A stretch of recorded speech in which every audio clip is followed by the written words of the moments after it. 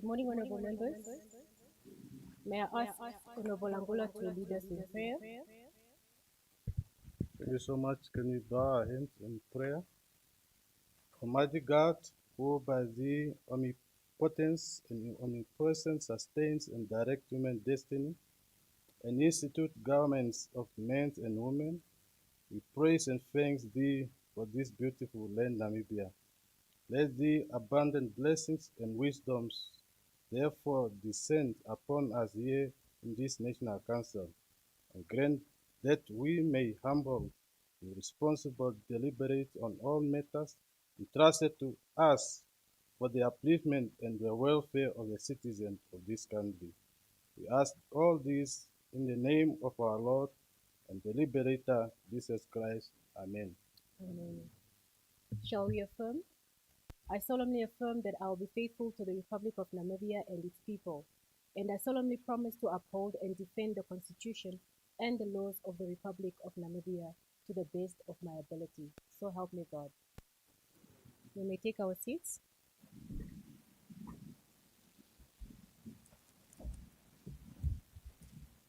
Honorable members, good morning once again, and welcome to our session today. Today, before we begin with our session, I'd like us to take a moment of reflection to give honor and grace to a man, a great man who was born 97 years ago today by the name of His Excellency Dr. Sam Shafishuna Nyoma, the founding father of our republic and the first president of Namibia. We all know that everything that we do today, if not majority, is a foundation that he as our forefather or our founding father has built. And as we deliberate today, may we be guided by his spirit, and we wish that he continues to rest in peace. Other than that, honorable members, I'd like to recognize the presence of also one of the giants that have served with us in National Council, the former councillor of Elim constituency in Msati region, and the former Chief Whip, Honorable Gerard Shimi, who is joining us in the gallery. Honorable Shimi, welcome. We're happy to have you here. Yesterday, we spoke about, or I made a statement to say when Honorable Roy stood and mentioned how she stood on the shoulders of men only, not only women, but also men, my apologies. I also mentioned that I stood on a number of shoulders of men. And I'm proud to say that this gentleman, Honorable Shimi, is one of the men that have really molded me into the person that I am today. So thank you once again, Honorable Shimi. Honorable members, do we have any petitions? I see none. Any reports of select or standing committee? I see none. Any reports and papers? I see none. Any notices of motion? I see the hand of Honorable Angola.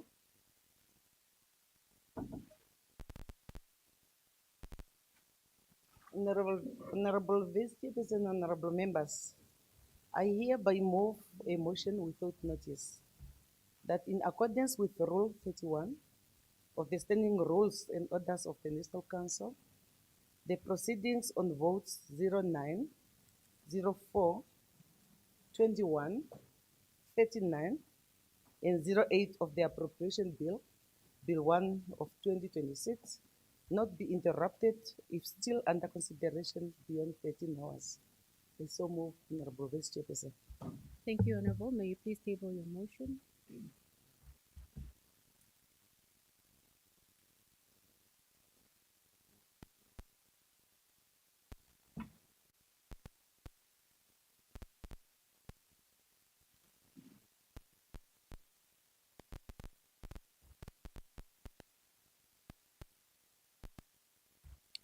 Thank you, Honorable. As Honorable Angola approaches her seat, do we have any further notices of motion? I see none. Honorable members, today we shall proceed with our maiden speeches. And we have one honorable member on our list. Honorable Ngete, the floor is yours.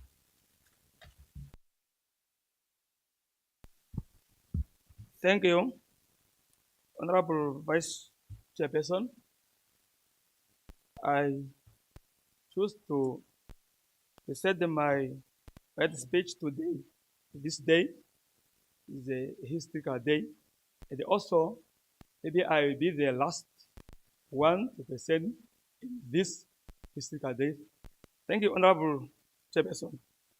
Honorable Vice Chairperson of the National Council, honorable members of this August House, it is with profound sense of humility and a deep commitment to the service of our republic that I stand before you today.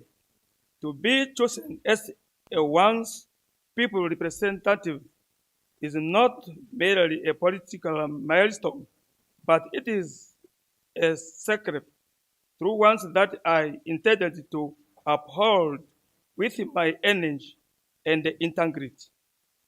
Firstly, allow me to thank the SWAPO party members and the supporters within Sandy constituency who made it possible for me to be their representative in the Sandy constituency for 3 consecutive terms. Thank you very much, my good people, for the trust you have betrayed in me as a SWAPO party member. Secondly, I wish to express my deepest revolutionary gratitude to our SWAPO party at different structures level, be it sections, branches, district, regional, and national level during the election campaign in the year 2025. Thirdly, I will fail if I did not recognize my lovely wife, Madam Aina Nelawa Amkete, who always made sure that I got enough energy to serve the people of Sandy constituency and the entire Onsati region. Thank you for being in my sanctuary, and this appreciation is also extended to the entire family who supported me. The path of public service is often paved with long absence and heavy burdens, yet your unwavering support and prayers have been my strength. I joined the leadership of Onsati region through Sandy constituency office after my predecessors who paved ways for developmental projects. In Sandy, I therefore recognize the hard work and the leadership style that lays a good foundation for our community for the great Sandy constituency. Fourthly, I am indebted to the Onsati Regional Council that nominated me to be their representative in this August House.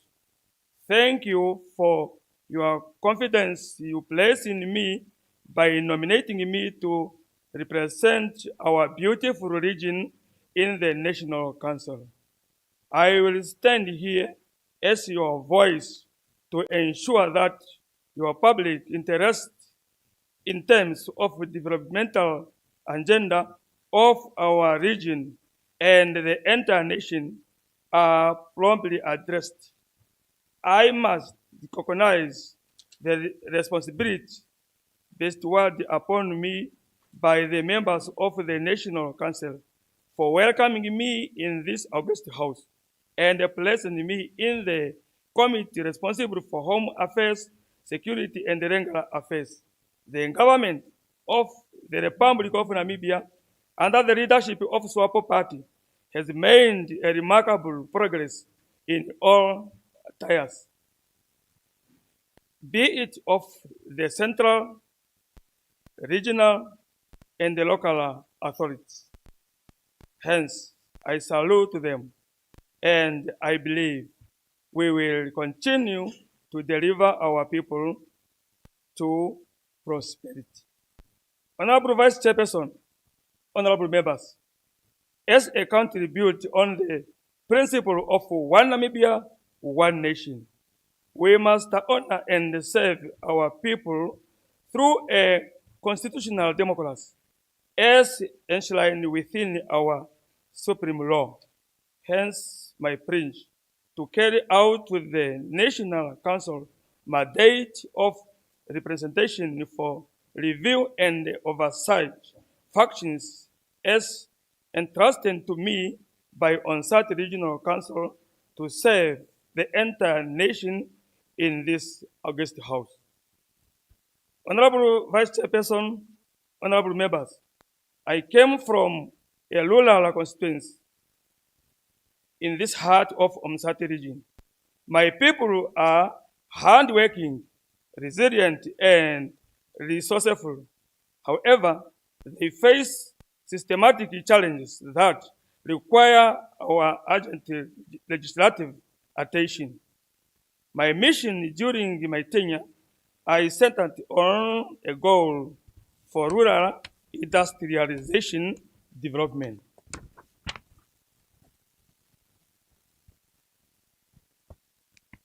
Honorable Vice Chairperson, the challenge of arterial growth of road.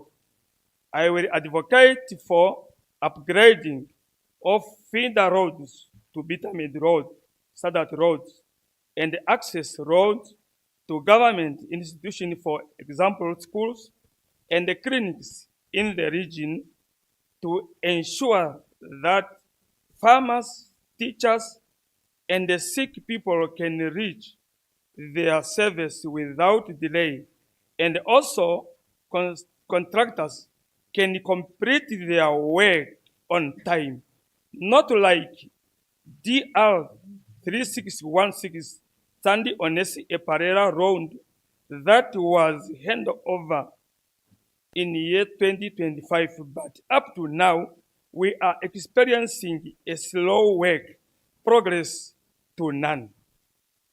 We need to deliver service at fast growth speed to our people. During the rain season, Ogongo constituency and the many other offices used to be closed due to flood. Therefore, the road D3692 from Ombathi Epato road needed to be alternated very soon.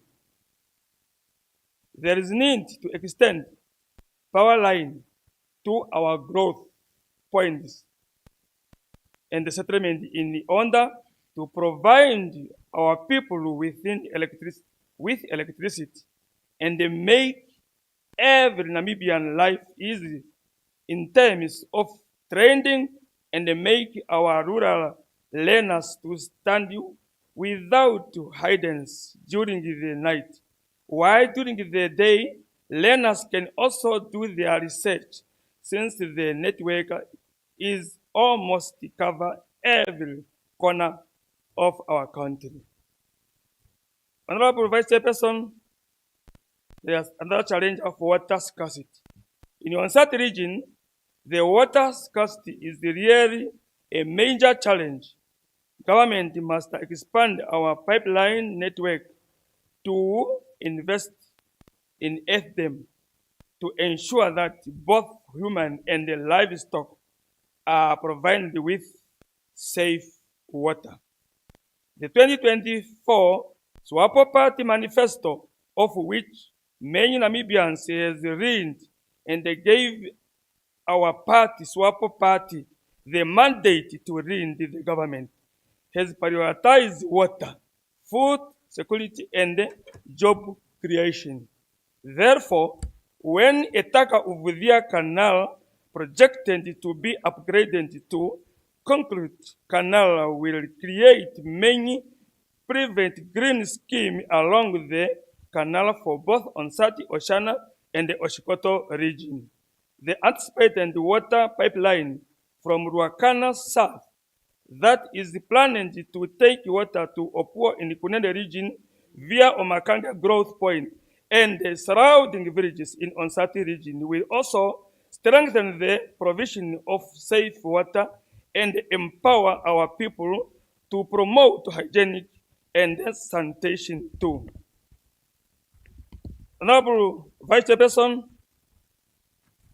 honorable members, another challenges for digital frontier. I will advocate for network towers and the higher speed internet connectivity that will make communication for our people easier in all aspects of life. We are living in the modern world. Hereby, technology is the great equalizer. It allows our entrepreneurs to trade globally and our students to learn digital.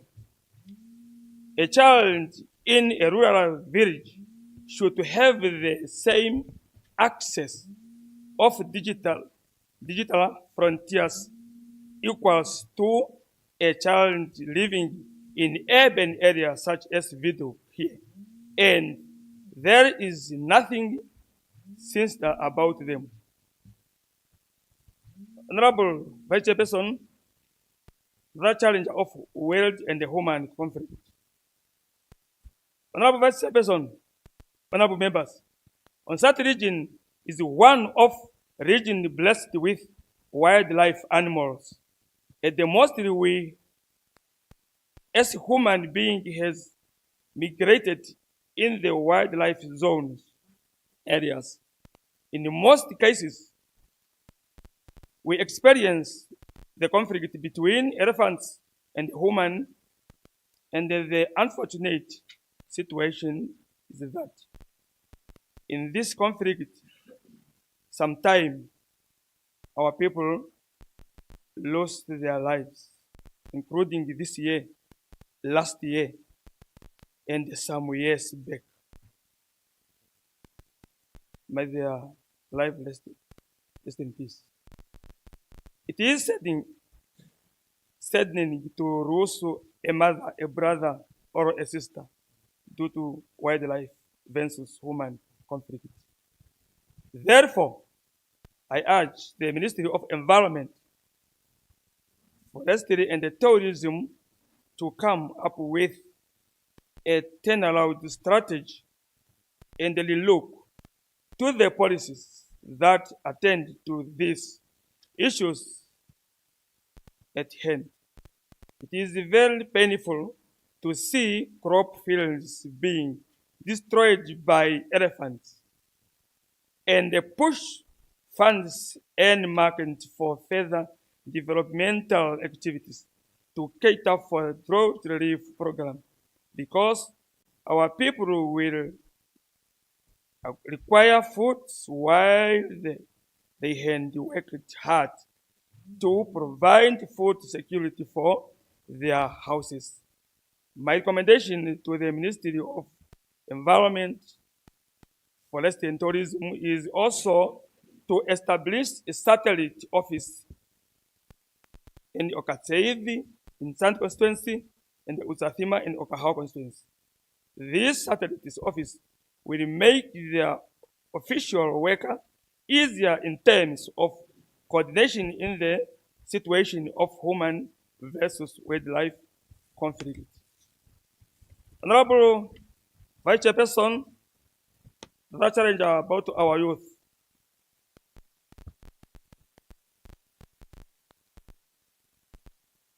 Now, members, our greatest export from rural areas should not be youth not to migrate to urban area. For too long, our youth have been systematically migrated to urban centers in searching of opportunity, and In most cases, they only face hardship.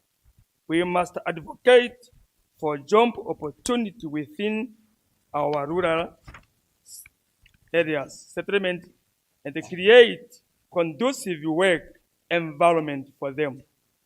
My focus will be on creating direct and indirect job opportunity by supporting local value additional turning our mahangu, livestock, the other natural resources into processed and finished product within the regions by providing the youth with the appropriate skills, tools, training, and business support.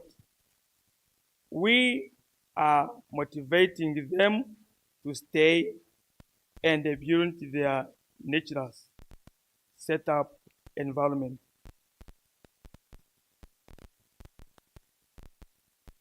Honorable Vice Chairperson, we are here in the list of Red of Brave, after liberated by the men and the women who is a veteran of this country. Another charge from Gurugombashe. Upgrading of Gurugombashe shrine. The liberation triangle of this country is built on foundation of those whose their blood waters our freedom. We cannot place the true factor that Gurugombashe is the place where the liberation struggle of this country has started.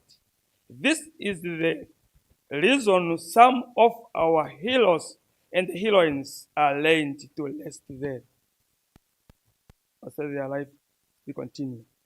Rest in peace. We need to upgrade this area to a certain level and even create or establish one of the learning institution and addition museum to attract tourism which will benefit our country to keep this historical shrine place alive. In conclusion, Honorable Vice Chairperson, honorable members, as I take my seat, I just want to give my assurance that I will work together with the members of this August House, irrespectively of our political party affiliation, because I believe that we are all Namibians and need to work together in order to build our country. Let us work together to ensure that our community are recognizing and realizing the task at hand as entrusted to us as honorable members of this house. I thank you and may God bless the Republic of Namibia. So I submit. Thank you very much, Honorable Angete, for your maiden speech. Honorable members, we will now continue with the order of the day, and I would like to humbly ask that the Secretary read the order of the day.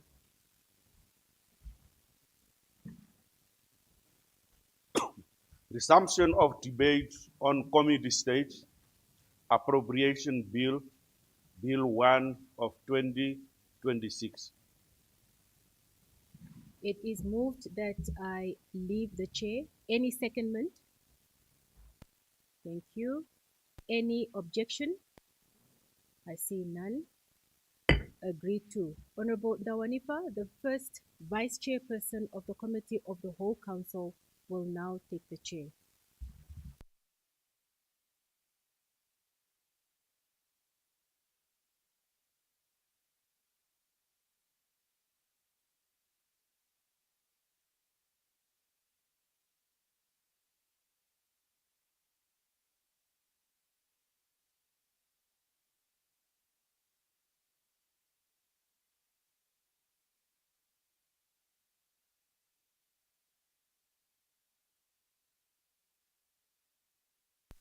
Honorable Chief, Chief Whip, honorable members, Secretary of the National Council, good morning. I call the House, the Committee of the Whole Council is called to order. The Committee of the Whole Council has to consider Appropriation Bill B1 of 2026.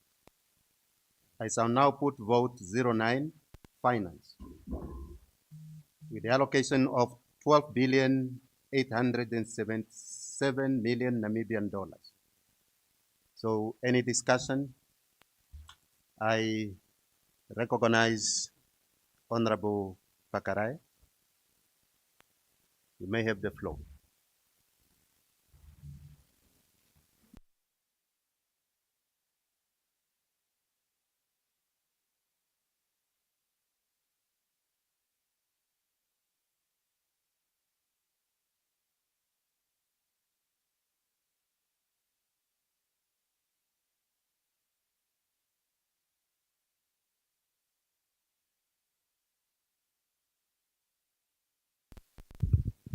Thank you. Honorable First Chairperson of the Committee of the Whole Council, honorable members of the National Council, a very good morning to you on this special day of the 12th, where an African nationalist, Pan-Africanist, freedom fighters was roaming on this planet Earth. I rise to support vote 09 under the appropriation bill for the 2026-27 financial year, presented under the theme People, Productivity, and Prudence. It is true that this budget was prepared amid difficult global and domestic conditions. The escalation of conflict in the Middle East, particularly the war involving the United States, Israel, and Iran since the late February 2026, has disrupted oil supplies and driven sharp increases in global fuel prices. Domestically, this has caused steep rises in fuel, especially diesel, which rose by 4 Namibian dollar to almost 30 Namibian dollar per liter, elevated agriculture input expenses, and the recently announced 15% increase in public transport fares, adding pressure on households and farmers. In this fiscal environment, the projected 3.1% economic growth and narrowing of deficit to 5.5% of the GDP show indeed a responsible fiscal management. Honorable First Vice Chairperson, the development budget for 2026-27 is set at approximately 6.5 billion inside the State Revenue Fund. I particularly welcome the 352.91 million development allocation to vote 37 agriculture without delving into the votes of land and land reform, the 588.3 million to vote 10 of education, the 242.4 million to vote 27 of sport, youth, national service, and the meaningful development allocation to vote 15 of industrialization, mines and energy of 572.6 million inside and outside the state revenue funding.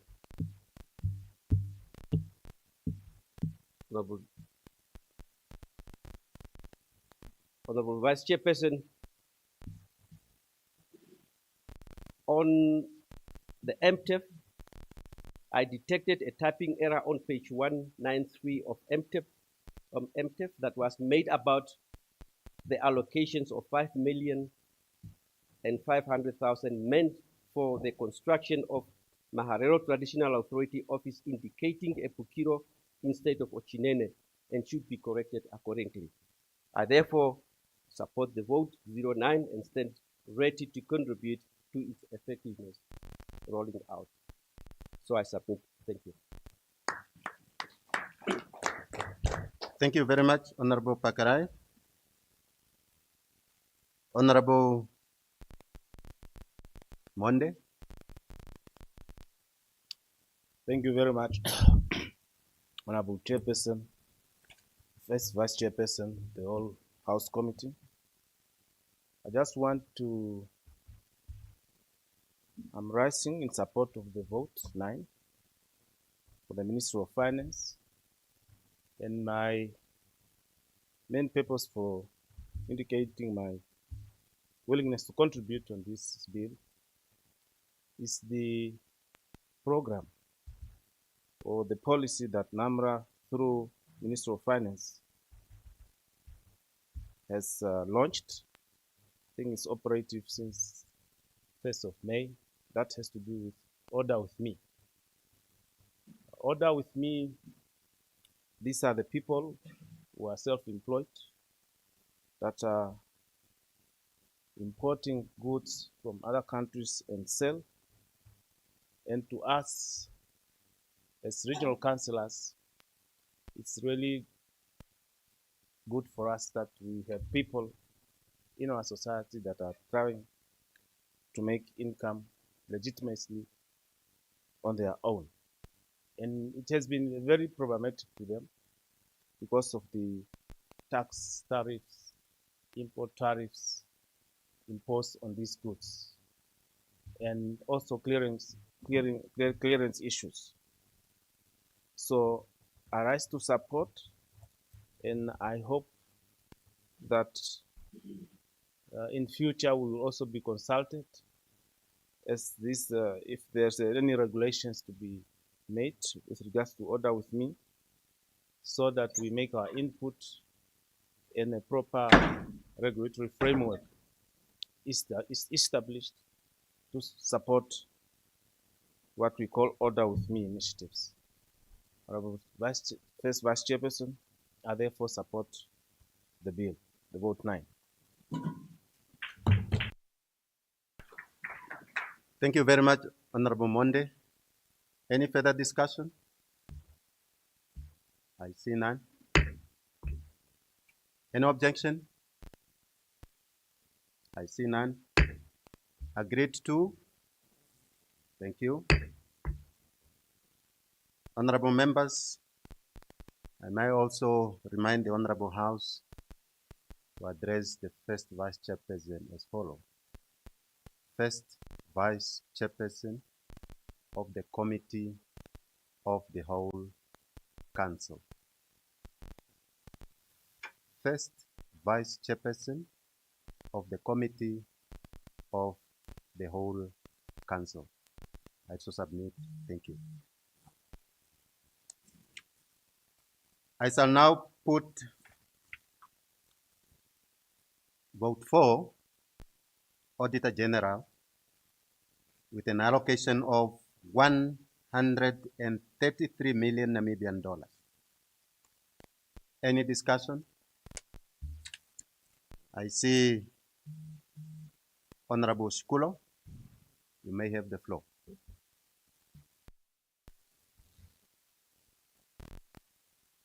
Thank you very much, Honorable First Vice Chairperson of the Committee of the Whole Council.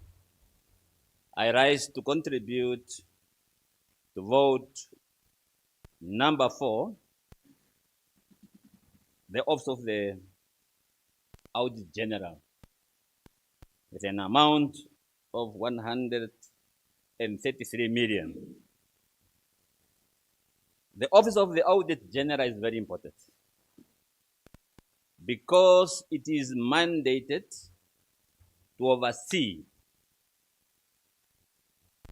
state funds and ensure that public spending is used for its intended purpose.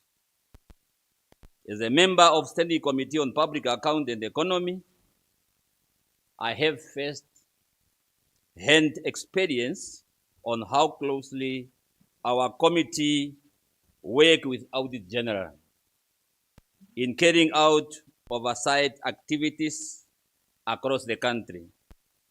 Although the office derives its mandate from Article 127 of the Namibian Constitution, to audit all state revenue and expenditure, it often appears toothless because its reports are not taken seriously, especially by the regional councils and local authorities. This situation must change, as many of these reports reflect either adverse or disclaimer audit opinions. I believe that with the support of the Honorable Minister James Sankwasa, this state of affairs can come to an end. Public funds under the care of the regional council and local authority are too often spent without proper controls or accountabilities. Yet, no action is taken against such misuse.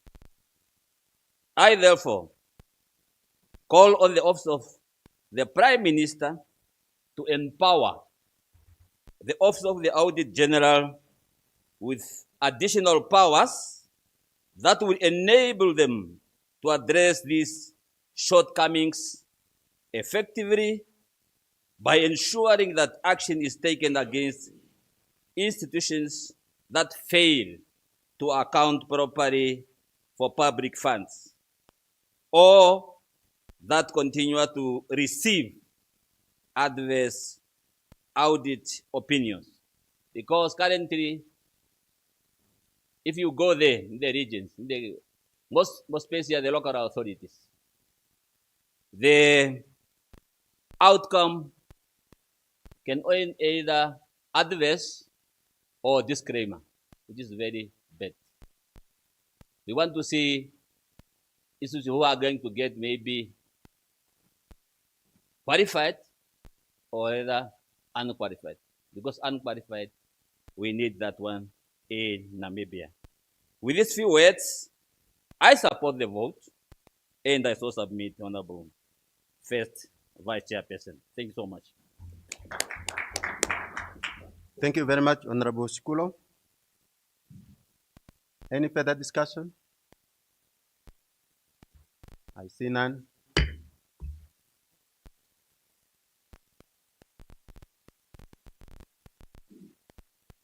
Honorable Garab.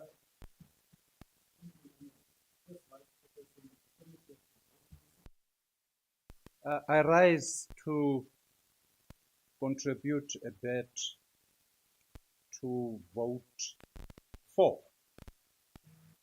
The situation the local authorities and regional councils are finding themselves is very worrisome. Very, very much worrisome. If you look through the statistics, you will realize that financial statements are not submitted on time. Capacity is not built in the local authorities and the regional council.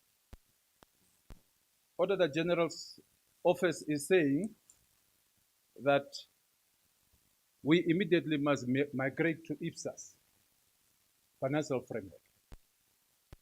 But the regional councils and local authorities are still struggling.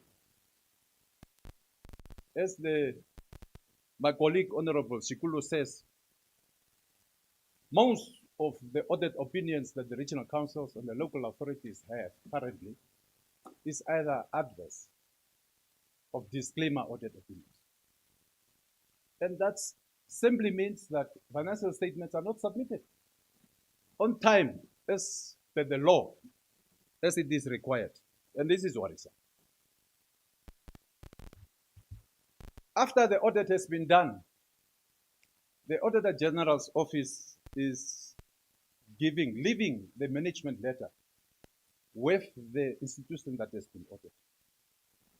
And management letter is an official document issued by the Office of the Auditor General of Namibia after an audit has been conducted. The contents of the management letter includes weakness weaknesses in internal controls, errors in financial records, non-compliance with laws and regulations, problems in procurement processes and procedures, poor asset management, delay in bank reconciliations, unauthorized or illegal expenditure, recommendations for corrective actions. And it is important that, you see, the management don't table this important letter to the council. And the honorable councillors of the regional council and the local authorities don't have no idea, basically, regarding this management letter. If you follow what is stated in the management letter and you act that corrective measures in the given time, immediately the opinion of that specific institution change. But this information is withheld. Financial statements are supposed to be tabled to the council. Councils are supposed to have a special council meeting dealing specifically with the financial statements, if it is prepared on time and submitted to the council. But this never happened. So as a committee, when you go with your outreach, you realize the councillors don't have no idea about their financial affairs. And this is very, very worrisome. The management letter helps management to improve financial management, strengthen accountability, prevent fraud and misuse of funds, correct mistakes before future audits, improve future audit opinions. You can go on the portal of the Auditor General's page, and you will realize majority of the regional councils and local authorities, their financial statements that have been submitted, the latest one might be 2023, 2022, 2021, 2021, 22 financial statements. It's worrisome. If your financial statement is not in order, it means that the local authority of the regional council is doomed. You cannot even go to a financial institution and say, I need few finances to buy fleet, my own fleet that we can finance. As a regional council, I think it's high time that we start, like regional councils and local authorities, to start their own fleet.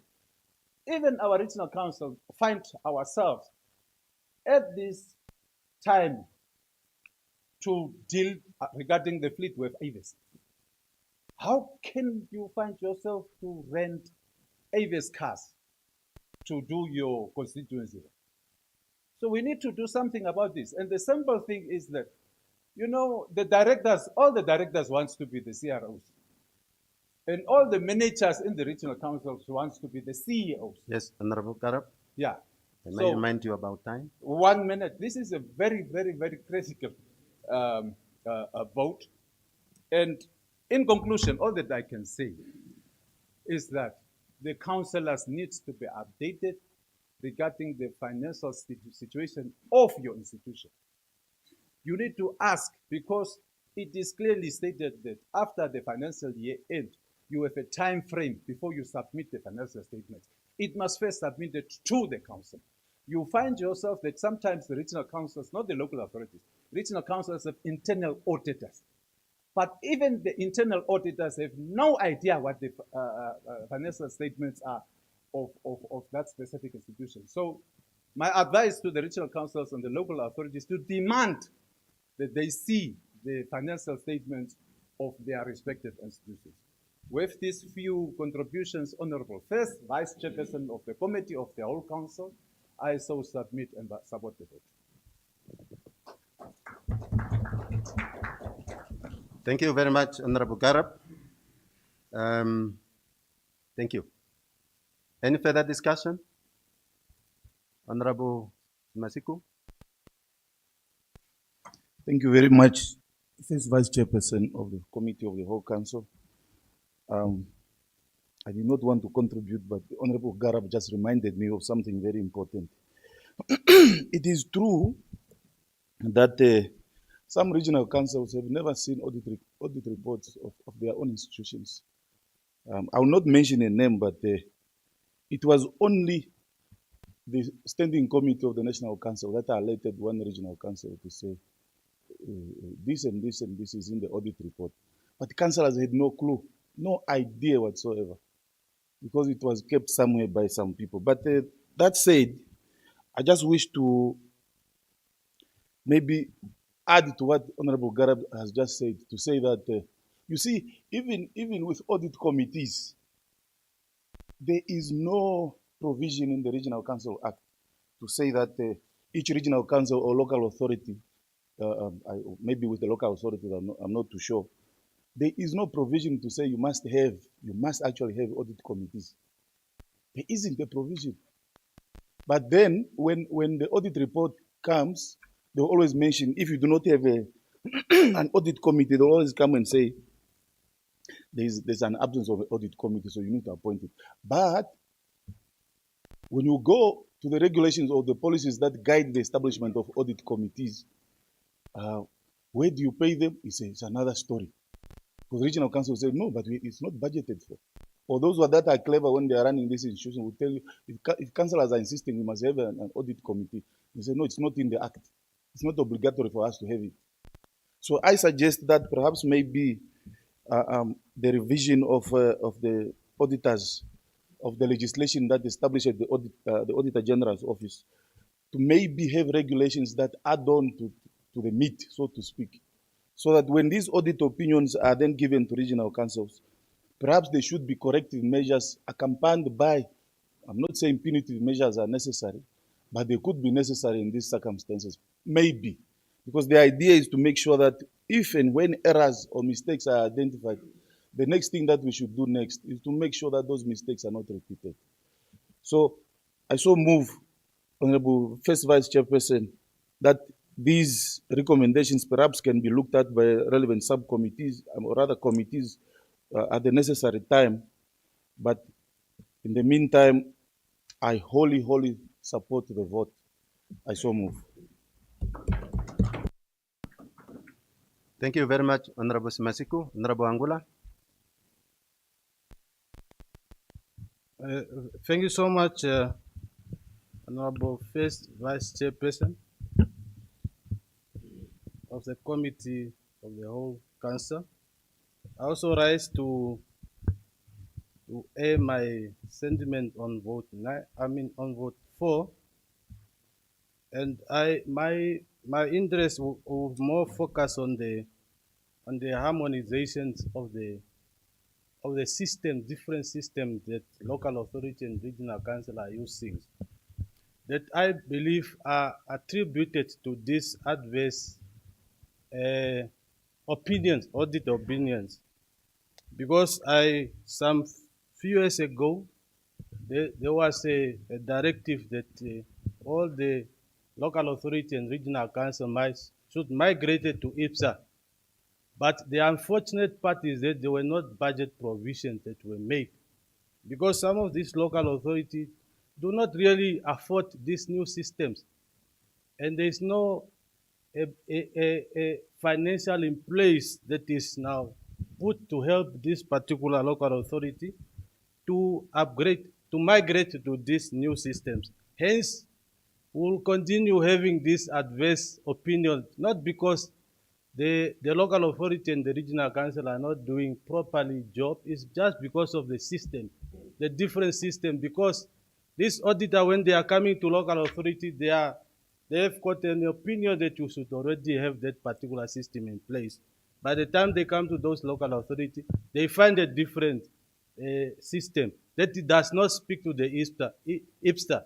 So yeah, that's what make some of these local authority get this adverse or opinion from the Auditor General. Hence, my proposal is to say, I think there should be budget provision for those local authorities that are not in the financial position to migrate to the new system, so that at least we do not have these imbalances between local authorities and other local authorities.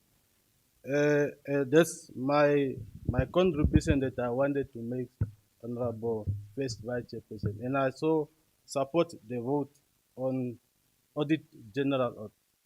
Thank you so much. Thank you very much, Honorable Angola. Any further discussion?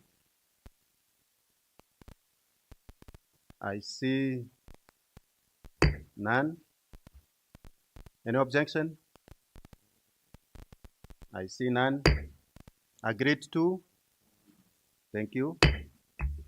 Honorable members, before I move to the next vote, I may also remind the Honorable House that in terms of Rule 81, Sub-Rule 4, that can be read together with Rule 104, we agreed on the time allocation that the honorable members to contribute, it must be 5 minutes. Isn't so? So therefore, I appeal and request the honorable members that we must stick to the time allocated, provided that we are always trying to keep our eyes on the clock to make sure that you are within your given time. So with that, honorable members, I shall now put vote 21 judicial with the allocation of 512 million Namibian dollars. Any discussion? I have Honorable Unona. Honorable Vice Chairperson, Honorable First Vice Chairperson of the Committee of the Whole Council, honorable members, I have an honor to rise and contribute on the vote 21 that is all about judiciary. Why I'm supporting the amount allocated to this vote, I have some concern that I would like to raise in this August House regarding our judiciary. I have observed that most cases that normally would appear in our courts used to take too long before the verdict being given, either at the level of the higher court, magistrate courts. So we are really observed that some cases used to take too long. And a sort of postponement used to take place while the public need at least to hear a suspect being given either a punishment or being even given a certain of chance that he or she is not guilty because of the ground of the case and the reason provided during the judgment. Some cases used even to take 5 years, 6 years without hearing any verdict being given to such a suspect, and this is not good. I think we need to see some improvements in terms of the deliberation and the judgment that used to happen in our courts. I appeal to those who are responsible at least to look that matter. The public is needing at least to have cases to appear before the court, before the magistrate, before the judges, taken into consideration in order to limit the time when the court could give the verdict. Another concern, it's The information used to be provided by our legal representatives. In most cases, the lawyers are not fairness. They are not even providing fairness in the court. There is also some information here and there to prove that a person is not guilty. But on the real ground, you could really observe that this person is the one who steals the cattle from Okaukweo, is the one who break the house of a certain person. And here the lawyers, they said, according to information on ground, a person is not guilty. And you can even prove that on several occasions, the regular representatives, those who used to represent the accusers that we call the suspect in our courts, they used to write the court. And reading also the judges or magistrate not to take the proper action, the proper verdict that could be able to provide the reality in the court. And by this way, I'm appealing to the lawyers to provide fairness whenever they represent the suspect in our courts. I so submit.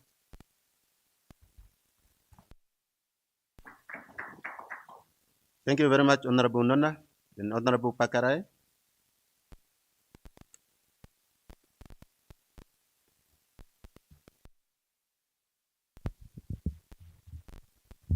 The first Vice Chairperson of the Committee of the Whole Council, honorable members of the National Council. The judiciary is the institutions that aim at interpreting and applies the law, while justice is the abstract concept of fairness, equality, and moral rightness that the judiciary aims to deliver. Now, in view of decentralizing the judiciary, a team under the leadership of the ED toward, if you went to all the regions, but more specifically to Omaheke, to make sure to identify sites and plots or available facilities for the periodical courts, for the establishment of the periodical courts. In Omaheke, Aminus and Epukiro were identified for such facility to be constructed. And why I'm raising today is for the vote 21 that budgetary provision must not be delayed for the construction of the periodical courts at the site as viewed and determined to make sure that our citizens does not have to wait for too long, to travel far too for justice to be done. Honorable First Vice Chairperson of the Committee of the Whole Council, I therefore submit that endorse the vote as it is, and I would like to thank you for listening. Thank you. Thank you very much, Honorable Pakarai. Honorable Koko.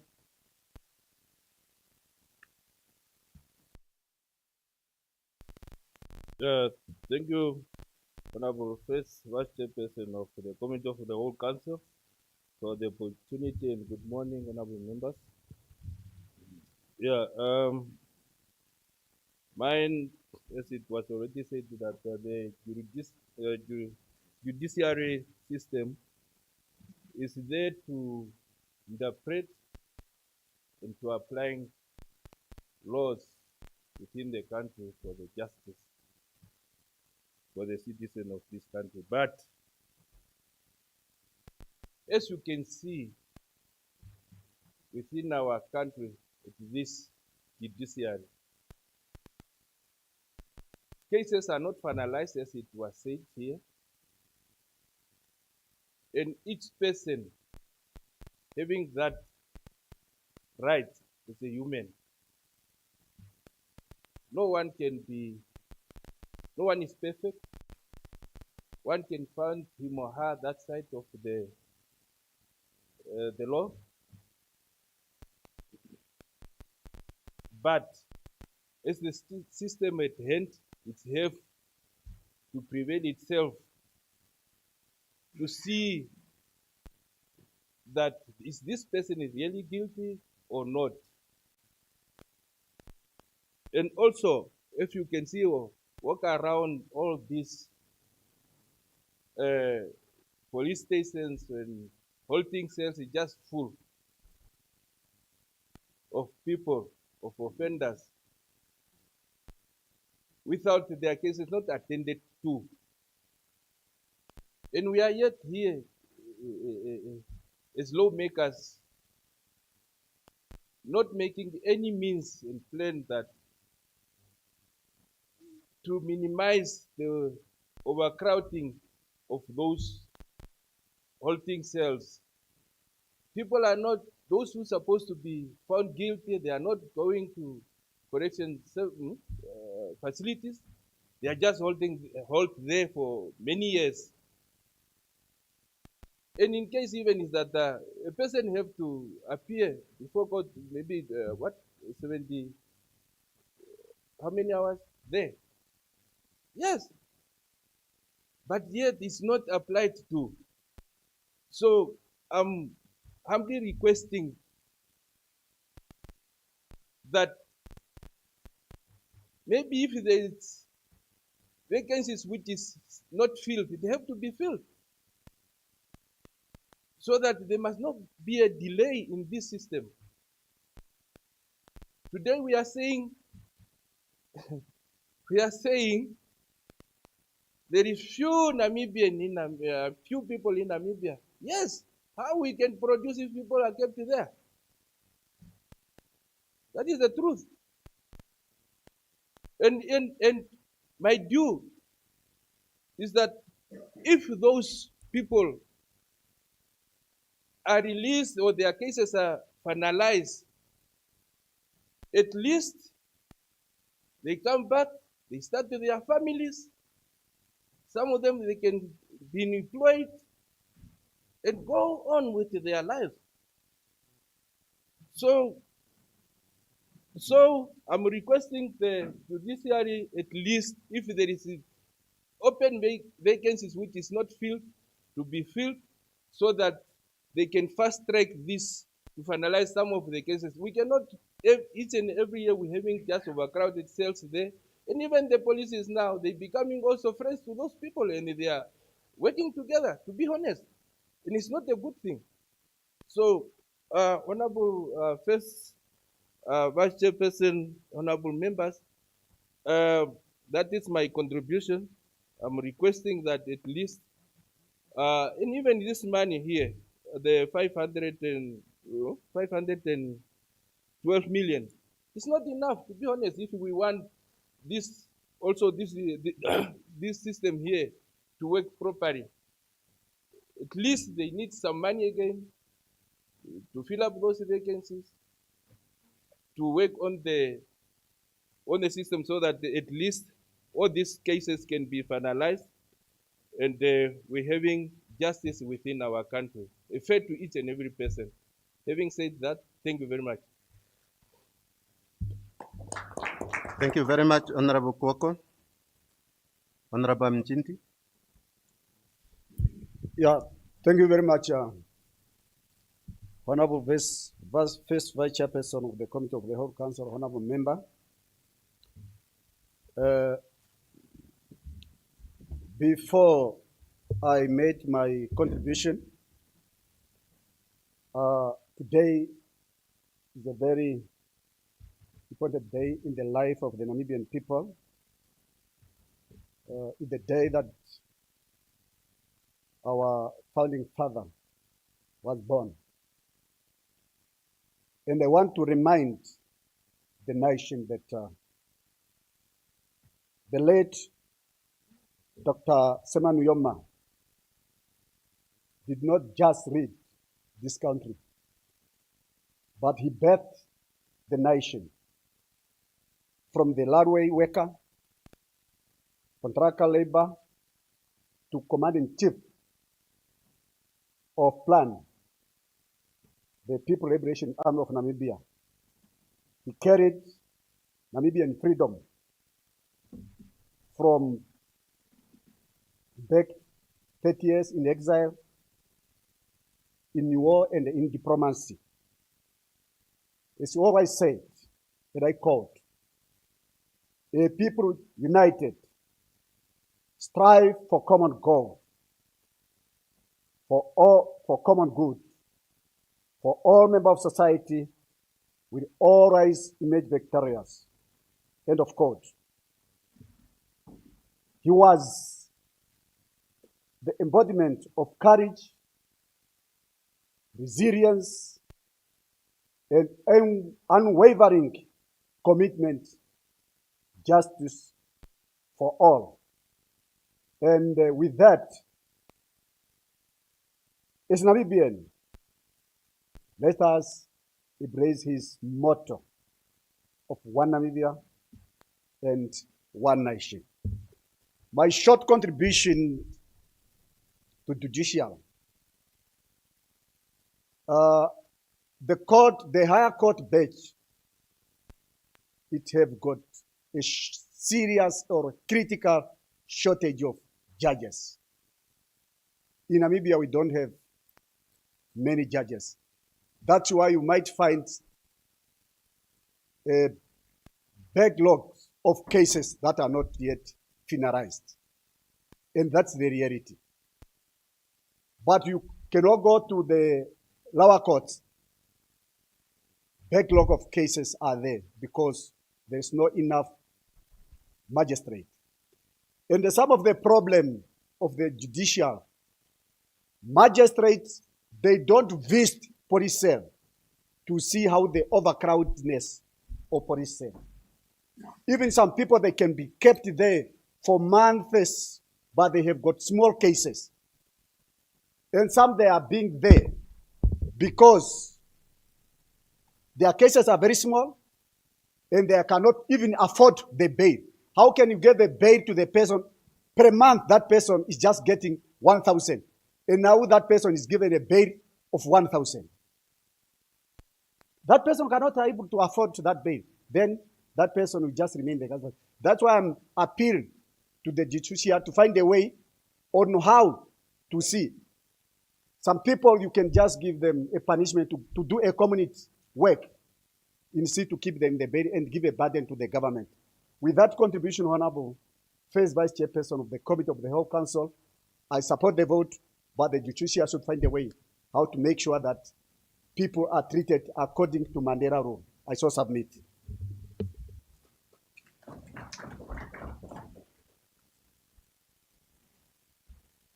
Yes, Honorable Njindi, thank you very much.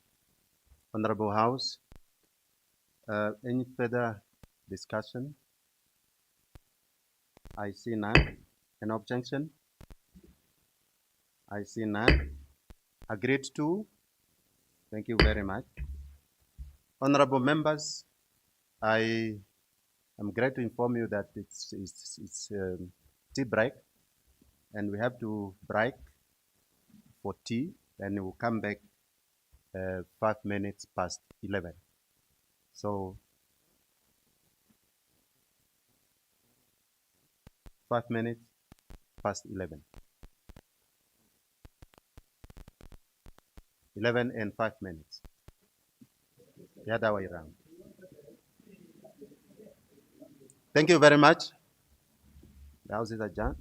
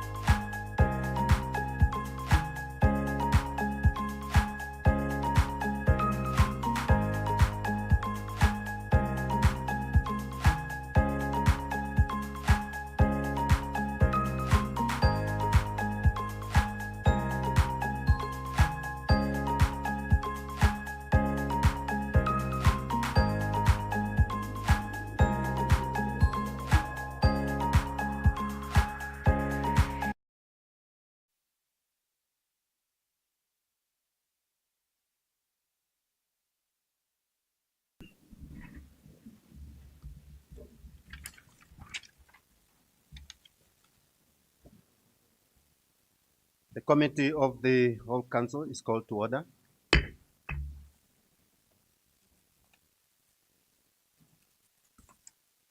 Honorable Chief Whip, honorable members, I shall now put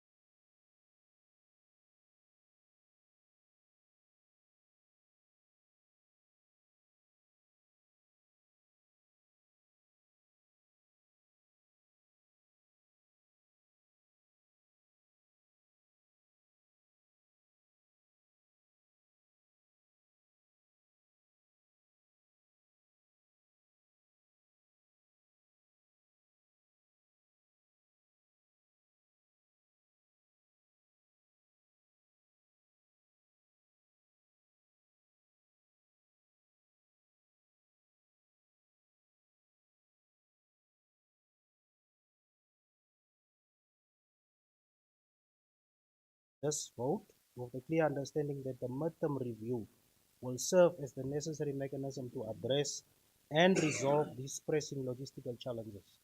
I so submit. Thank you very much, Honorable Joseph.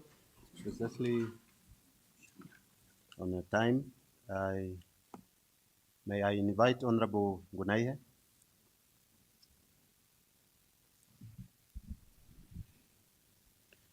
Yeah, thank you very much, Honorable First Vice Chairperson of the Committee of the World Council. Honorable Joseph, may you switch off your mic? Honorable members, I just rise briefly to contribute to vote 39, Home Affairs, Immigration, Safety and Security, but today I will just look at Home Affairs. And one of the key responsibility of the ministry is civil registration, which includes issuing national identity documents.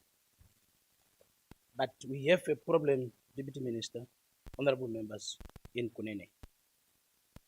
With its vast and difficult terrain, many community members struggle to travel to Opuo to obtain these documents for their children.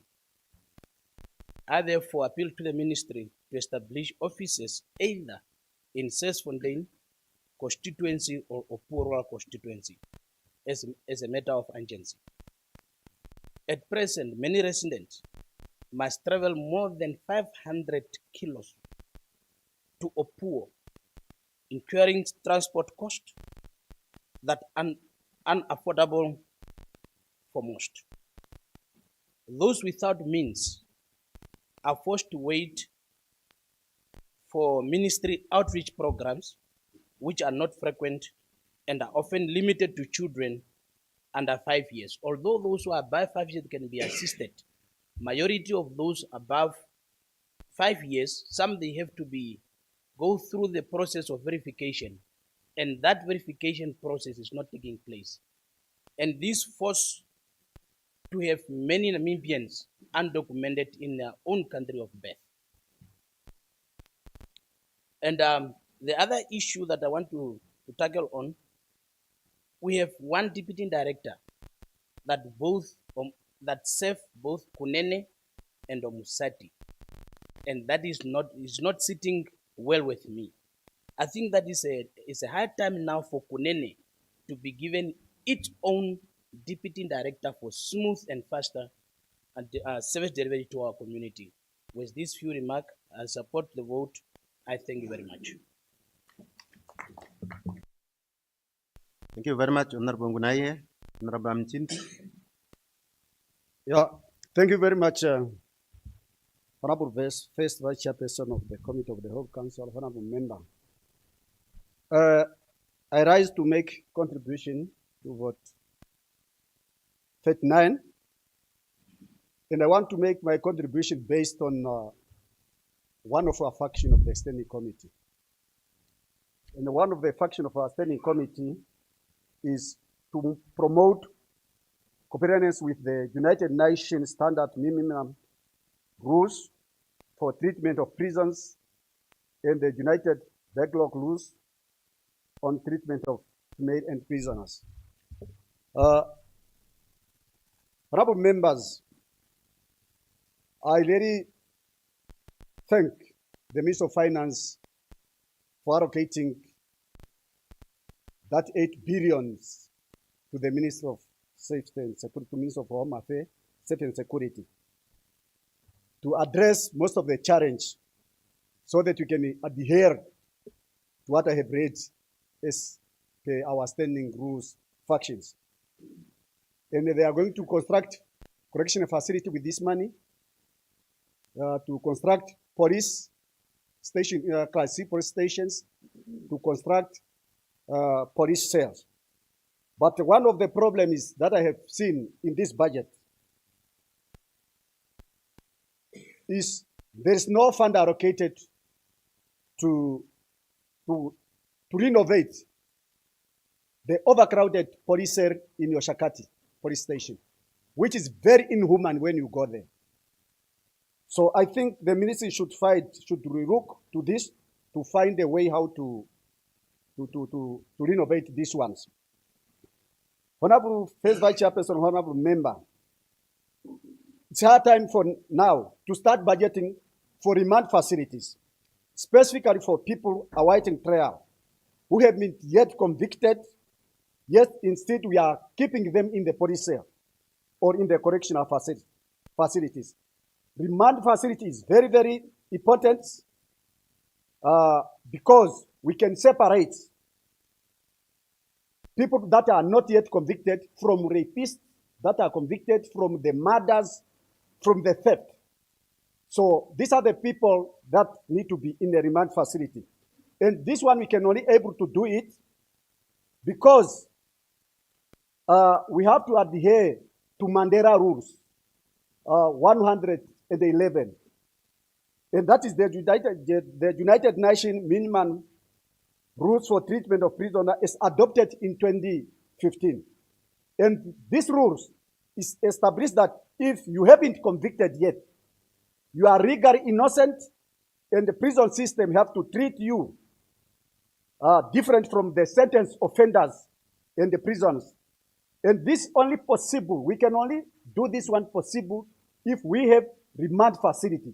But in the current status, all of them there, whether you are not convicted, you can be mixed with rapists in the police cell on the correctional facility. Therefore, Honorable Deputy Minister, it's our time to start budgeting for remand facility. And this remand facility, they can also be constructed next, if there is a land next to the court, so that it can also easily to transport these people to the court. With that, I support vote 39. I so submit. Thank you very much. Thank you very much, Honorable Mchinti. Honorable Nunyango.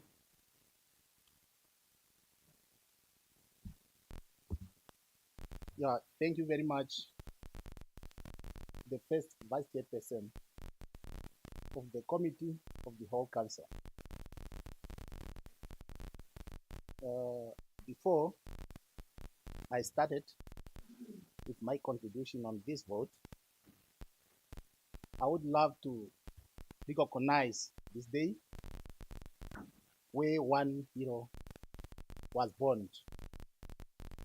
And Dr. Nyoma, may your soul continue to rest in eternal peace. The area or areas of my concern are of Home Affairs and immigration. First and foremost, I would love to indicate that I'm supporting the budget allocation to this vote. We notice that Home Affairs is doing better in terms of documentation, both birth and death certificates. And congratulations to that. But we experienced a challenge that faced this office. They are understaffed. They are so understaffed. We have visited their offices, but what they are doing there, they are trying their level best, even though they are very less. Therefore, I recommend at least the key position on those kind of institutions to be filled. I would love to move on to the immigration. The same concern that I alluded on Home Affairs, overstaffing, is also pertaining to the Ministry of to the immigration. For instance, in Oshikoto, we are only having 7 officials in the whole Oshikoto region. Meaning, if you are now to look to the population density of Oshikoto, that more than 200,000, a person is have to cater, or a single official has to cater more than 30,000 people, which is, very much hectic to them. And of course, we are also identify that they need manpower. We are observed the flocking in of immigrants in our country day to day. That's contradicting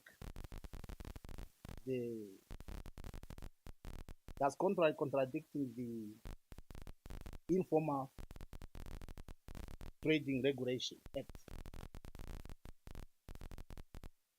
Last year, we can recall our exhibitors wanted to strike against our,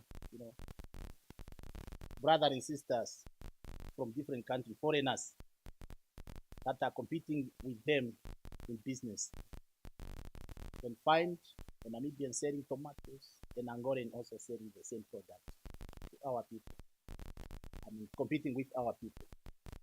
So therefore, as a government, this is a high time for us to look at those matters.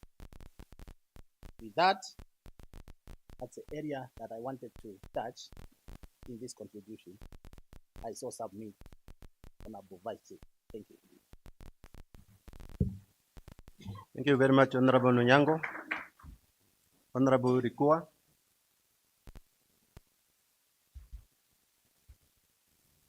Thank you. First Vice Chairperson of the Committee of the Whole Council, honorable members, I rise also to contribute to Home Affairs, Immigration, Safety and Security. First, I say thanks for Home Affairs. According to their programs, they are very speed up. When we come to the birth certificate, ID, and the passport, they are no more 2 to 3 months, but just 2 to 3 days, a week, you can get your documents. Thanks for that. Again, thanks for the program being rolled out last year. As my colleague said, that is stateless. Really, we have been seeing how many people they want to stay in Namibia. Some, they are not Namibians, they just came long time, but really, they want to stay. At our constituency, or at my constituency, especially Tobias Aineko, Moses, Gareth, Samura, Machel, and some, really you found where parents, one is Namibian, one is not Namibian, and they are still struggling to get birth certificate or document for their children. I can see how the kindergarten teachers knocking my office and submitting list of small children, those who do not have documents because of the parents' complication. The parents, one Namibia, one is not Namibian, and the father ran away, the mother ran away, and all those kinds. But we were happy when we see the stateless programs on place, just to help us to see that how the government will help these small children born in Namibia get documents and go to school. Safety and security. I'm happy that Tobias Aineko, one of the constituency in commerce, came after independence. As we are speaking, there is a construction of Class A police station. Thank you for that initiative. When we come to the recruitment, currently now, what's going on? Yes. Let us try to see the population of each constituency. Then we have to propose that what can we do. The current proposal for the safety and security, we must attach a letter from constituency councillor to attach to the application of the youth to the safety and security. Yes, we can do, but at this juncture, when we talk about Tobias Aineko, the population is 67,000. Plus minus those who can apply, it can come to 2,000 to 3,000. And every day I youth in the queue to wait that letter. Why we can propose, or I propose that all the Namibians have got a vote card. A vote card would show that any Namibian where you stay, you show where the constituency you reside. We can also propose this, that all the youth should be attached their vote card. Otherwise, those who turn 18 after election, then we can help few. We cannot help more than 1,000 people in the queue to stand in the queue for the letter of the councillor. I so submit and I support the vote. I thank you. Thank you very much, Honorable Rikua. Honorable Pakarai.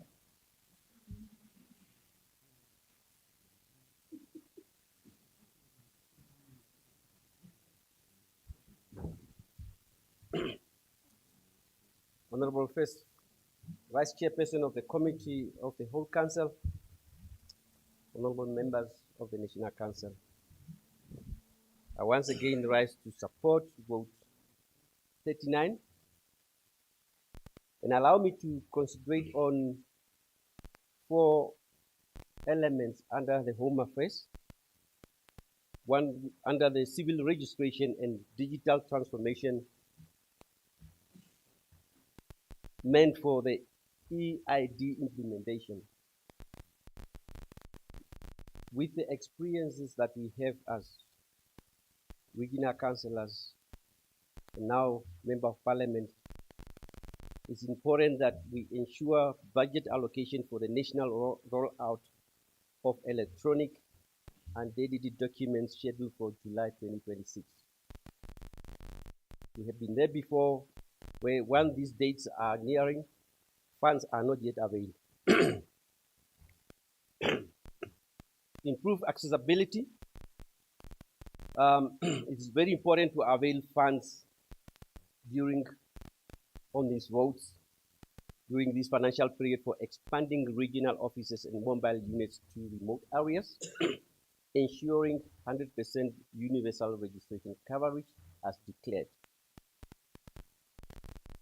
On the mass registration and stateless, I know Honorable Chiavonja also touched on it, but it's important that we allocate resources for the follow-up action from the 2024 mass registration campaign. I know the figures talk about over 149 undocumented persons recorded. Honorable First Chairperson of the Committee of the Whole House, it is important to finalize the stateless determination and protection bill. Legislation implementing it's needed to start to enact regulation for the Civil Registration and Identification Act and Marriage Act of 2024, which will overhaul the previous system. Honorable members, Namibians, we don't want to get to the situation like in our neighboring South Africa. Refugee management is very, very important one, and financial resources must be allocated to strengthen the management of our refugee centers. If we are not doing this, this will boil down, and we don't want to have the anarchy like elsewhere. Therefore, there are a lot of different agencies as well. We need to strengthen the coordination between the inter-agencies in the process of under the Home Affairs. I therefore support the vote 39 and hereby reporting for duty for the implementation. So I submit. Thank you very much, Honorable Pakarai. Honorable Spatera.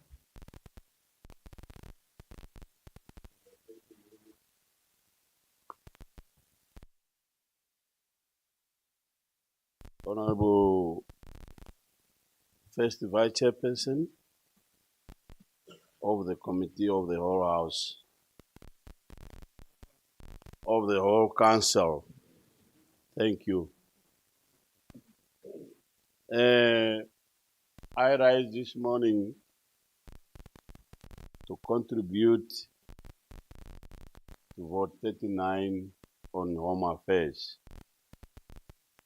Home Affairs is vital to Namibia for the maintenance of national identity, securing our borders, and ensuring our internal security.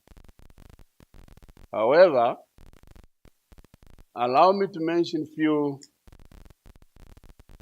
issues of concern.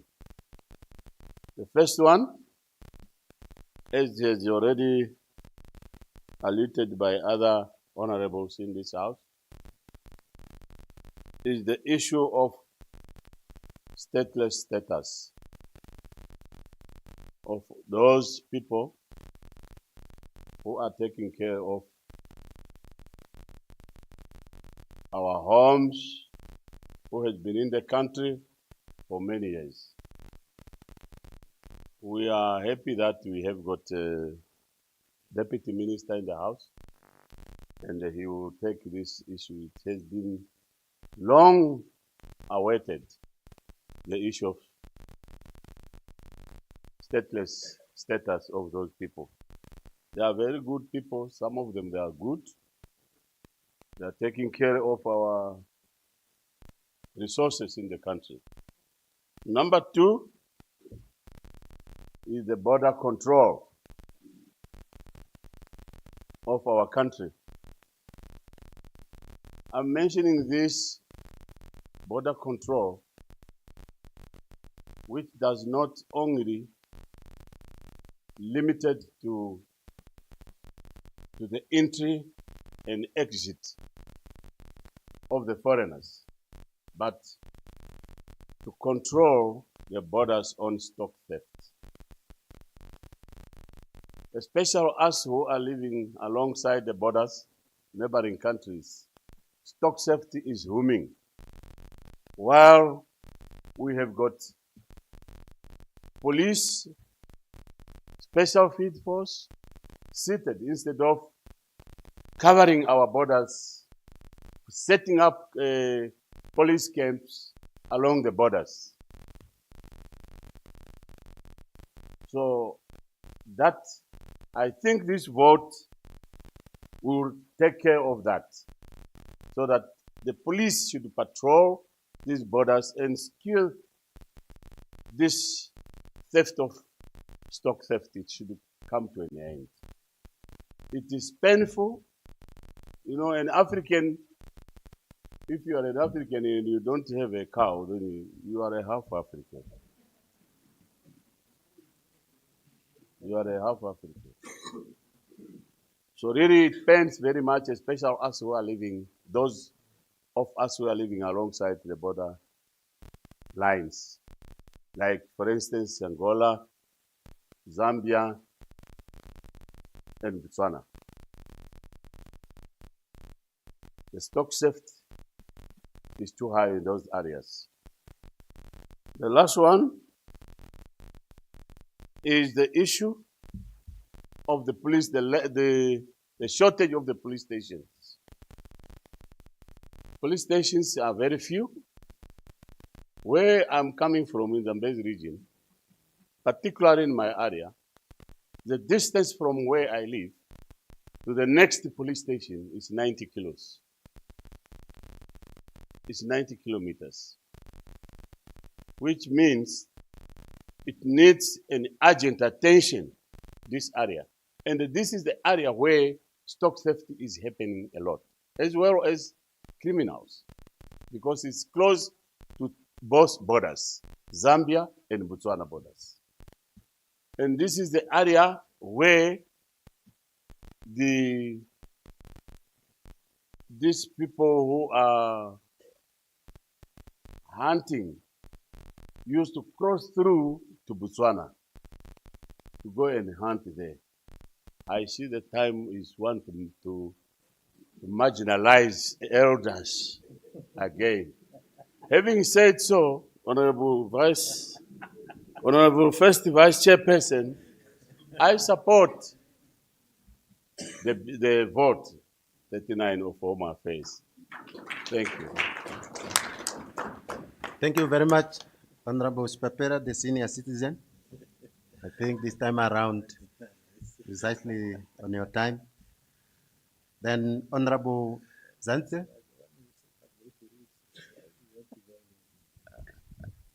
Thank you very much, Honorable Dawalifa, first Vice Chairperson of the Committee of the Whole Council. Honorable members, I really do not know what I was thinking all the entire years, but after the statement made by the Deputy Minister of Home Affairs, I got scary about this ministry because we were made understand that this ministry is the entry and the exit into our entire human life. So I have decided really to stay a bit far away from this ministry. Up to so that the Honorable DM said that he will also issue us with the removal order to exactly show where our graves will be. So I have to stay far away from this ministry. Nonetheless, I rise in support of vote 39, Home Affairs, Immigration, Safety and Security. The mandate carried by this ministry is critical to the safety, stability, and service delivery of our country. And for that reason, I support the allocation before us. However, while supporting this vote, I wish to raise a concern regarding the proposed construction of the police village in Windhoek under the Police, Public Works and Public Property Program.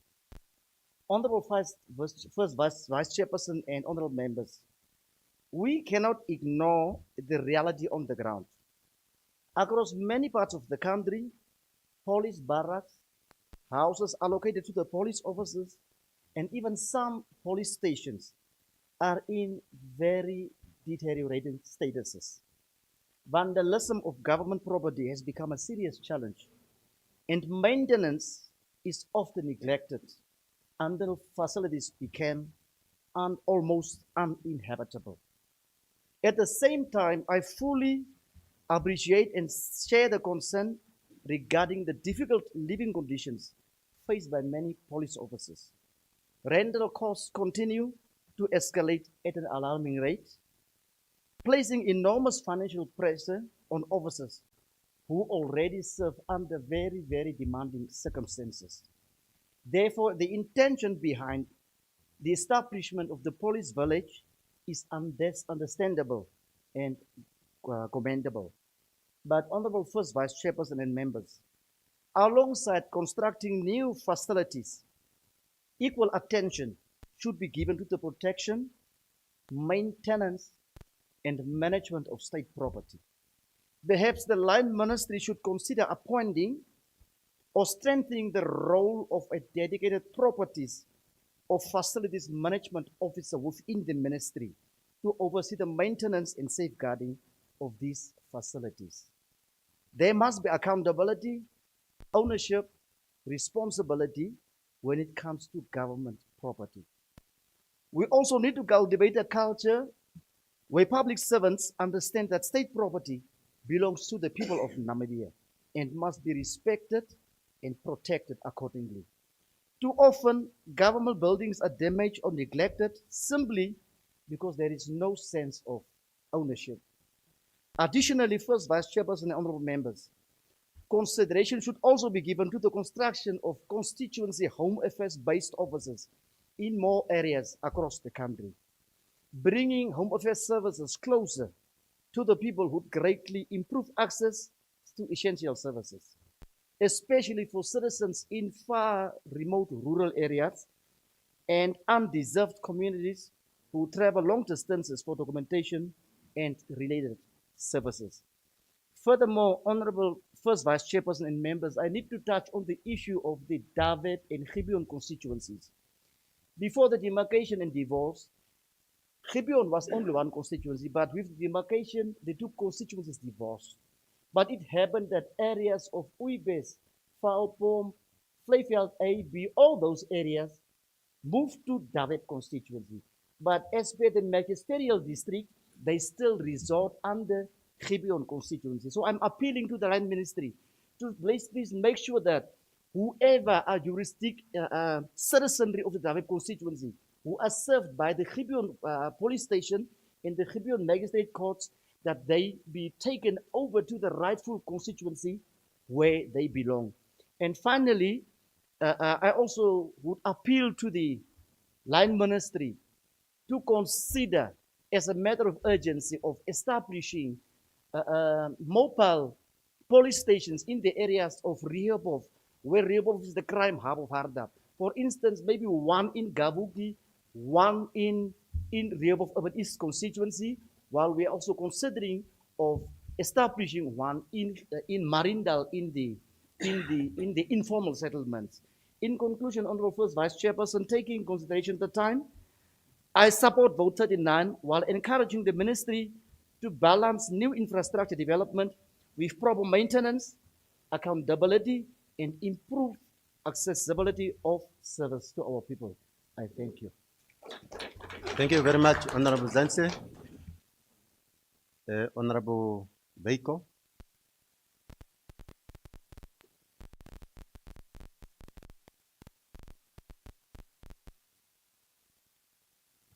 Honorable First Vice Chairperson of the Committee of the Whole Council, honorable members, good afternoon. I rise on behalf of Kavango West region to support vote 39. Let me begin by thanking the government for the new Home Affairs Office in Nkurenkuru. Honorable First Vice Chairperson of the Committee of the Whole Council. This office brings service close to the people. We commend this investment in decentralization. I would like to highlight 3 concerns from our region. Number 1, statelessness. Honorable First Vice Chairperson of the Committee of the Whole Council, I start with my constituency, Msese, where we have many children and elders without birth certificates and identity documents. This problem is also serious in all the other 7 constituencies of our region. Without documents, children cannot write exam and elders cannot access pensions.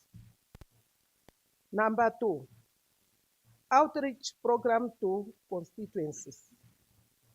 Even with Kurenkuru office, challenges relating to transport and accessibility remains a concern, as people travel over 100 kilometers to the area.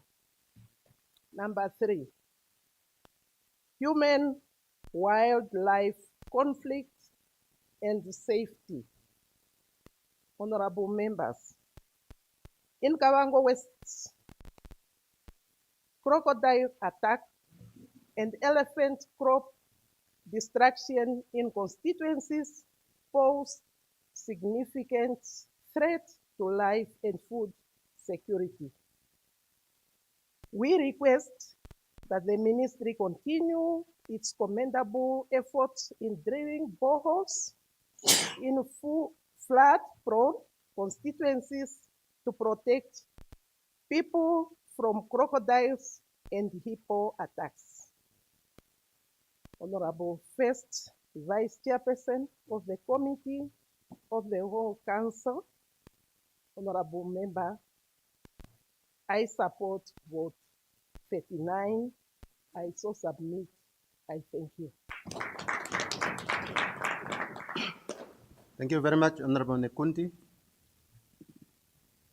Honorable Hangula.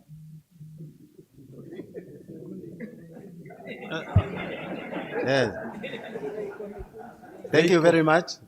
So, Honorable Veiko, you see, it's the connection, eh? So we are used to that name. Thank you very much, order in the House, honorable members. I think Honorable Angula is having the floor.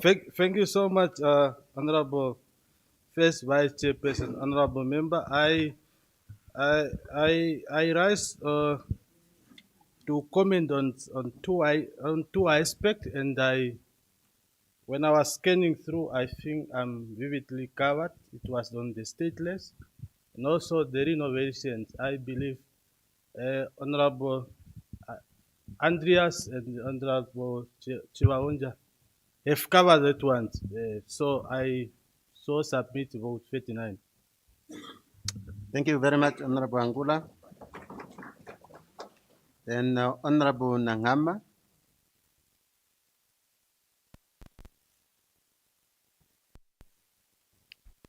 Okay, thank you very much, Honorable Chairperson, the first Vice Chairperson of the Committee of the whole Council. I rise to support or in support of vote 39. And first of all, I would like to give my appreciation to the Ministry of Home Affairs for coming up with that program of outreach program. It is working very effectively, and they have registered many people through that program. Though I have also want to give my concern. The first concern have to do with the distances of people to go and get documents. Though there is a outreach program, people are traveling long distances. Imagine we have only the Home Affairs at Enana. We have the Home Affairs at Omufia, Wikundi, and Ondangwa. The rest of the people within Oshkoto and Ohangwena region at the middle there is no an office. I therefore, with the opinion of requesting the government or the Ministry of the Home Affairs to establish a satellite office in a Pembe constituency so that it caters for people from Okankolo, people from Ngodi, and the people from other constituencies within Ohangwena region, as well as Naena somewhere there. I also have a problem or have a concern with the police, the living condition of the police office at the border post. The living condition of these people, the accommodation, they are just in a torn tent. They are just in a congregated iron as their sleeping room. You upon might go visit the station, you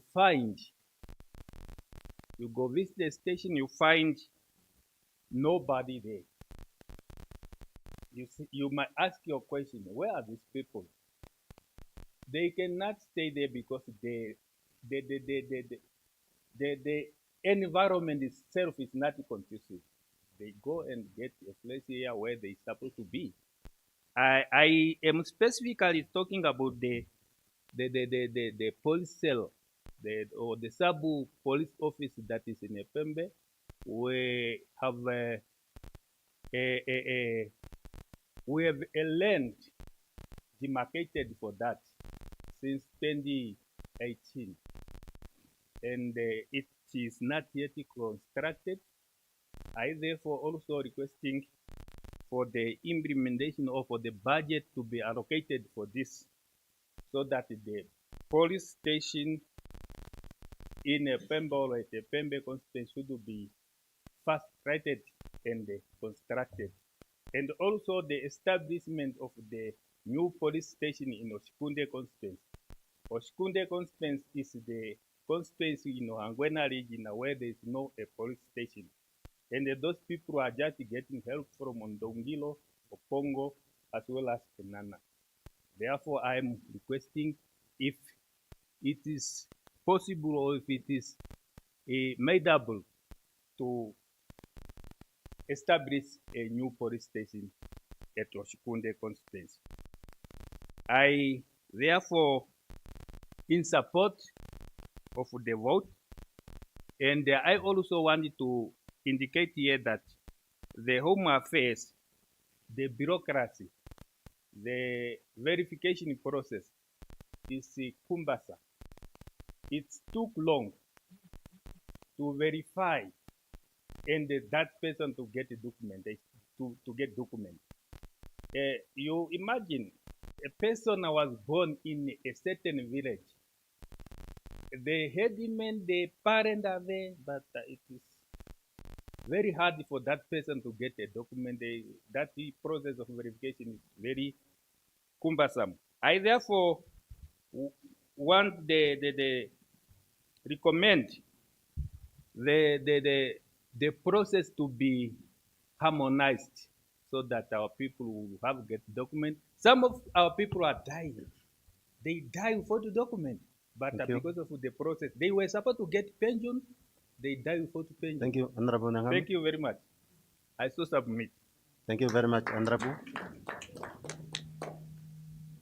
Yes, Honorable Mkete. Thank you, Honorable First Vice Chairperson of the Committee of the Whole Council. Thank you very much. I also rise to support the vote 39. And before, I would like to indicate my appreciation for join my other honorables for the ministry to accelerating the process to issuing the national document, especially the ID. Now their process is very fast. I'm appreciative for that. And the second one, also I'm appreciative for the ministry for the constructing the police station at Omakange. You know, Omakange is the Butangi 2 region of Sati and the Kunene. But those police stations are sited in the Kunene region, but it is served both regions. I'm also appreciative for that one. Honorable First Vice Chairperson of the Committee of the Whole Council, honorable members, nevertheless that I want to assure you that also Tandi police station is stand in the office of the station commander, charge office, and the barracks for the members' accommodation. Mean that all divisions, Tandi police station, they operate from one room of that for the station command. They're very small. That one, mean that be the ministry to make a budget to constructing this Sunday police station for our members to create their duty from the conducive area because they are very important to guide and keep the law of this country. With those remarks, Honorable, I support the vote 9 for the Ministry of Home Affairs, Immigration, vote 39. So I thank you. Thank you very much, Honorable Mkete. Honorable Simasiku. Thank you. Thank you very much, First Vice Chairperson of the Committee of the Whole Council. Yes. Mine is just an addition to the contributions made, perhaps maybe not to alarm the House, but just to be open about it. Cattle rustling is becoming a security threat, especially in the Zambezi region. Just last year, from January to December, Honorable Deputy Minister of Home Affairs for information, over 2 million worth of cattle was stolen across the borders, whether it's Botswana or Angola or Zambia. To make matters worse, honorable members, these rustlers are now using automatic rifles as a weapon of choice for them whenever they cross the border to come and steal these cattle. Honorable Deputy Minister, I'm glad you are here And I was hoping that maybe I can engage you on this one in a private capacity. But when Honorable Sipapela brought it up, I thought this just might be the opportune time for me to let the nation know. I do not believe that the government would want certain individuals in that part of the country to become so desperate that they end up forming private armies to protect their property. I think you know where I'm going. And in that respect, Honorable Deputy Minister, Honorable First Vice Chairperson, I wish to bring to your attention that perhaps you will need to go to the region and engage with the farmers directly so that you hear first-hand information of how they are suffering in that respect. Can you imagine $2 million worth of cattle being stolen from a peasant who's not working? They depend on this livestock for a livelihood. And then comes someone who just walks in and takes the property away. It is unfair, it is not good. And I therefore, in that respect, also propose that through you, the Honorable Deputy Minister, and through the First Vice Chairperson, that perhaps the ministry, through police, should consider purchasing drones in addition to establishment of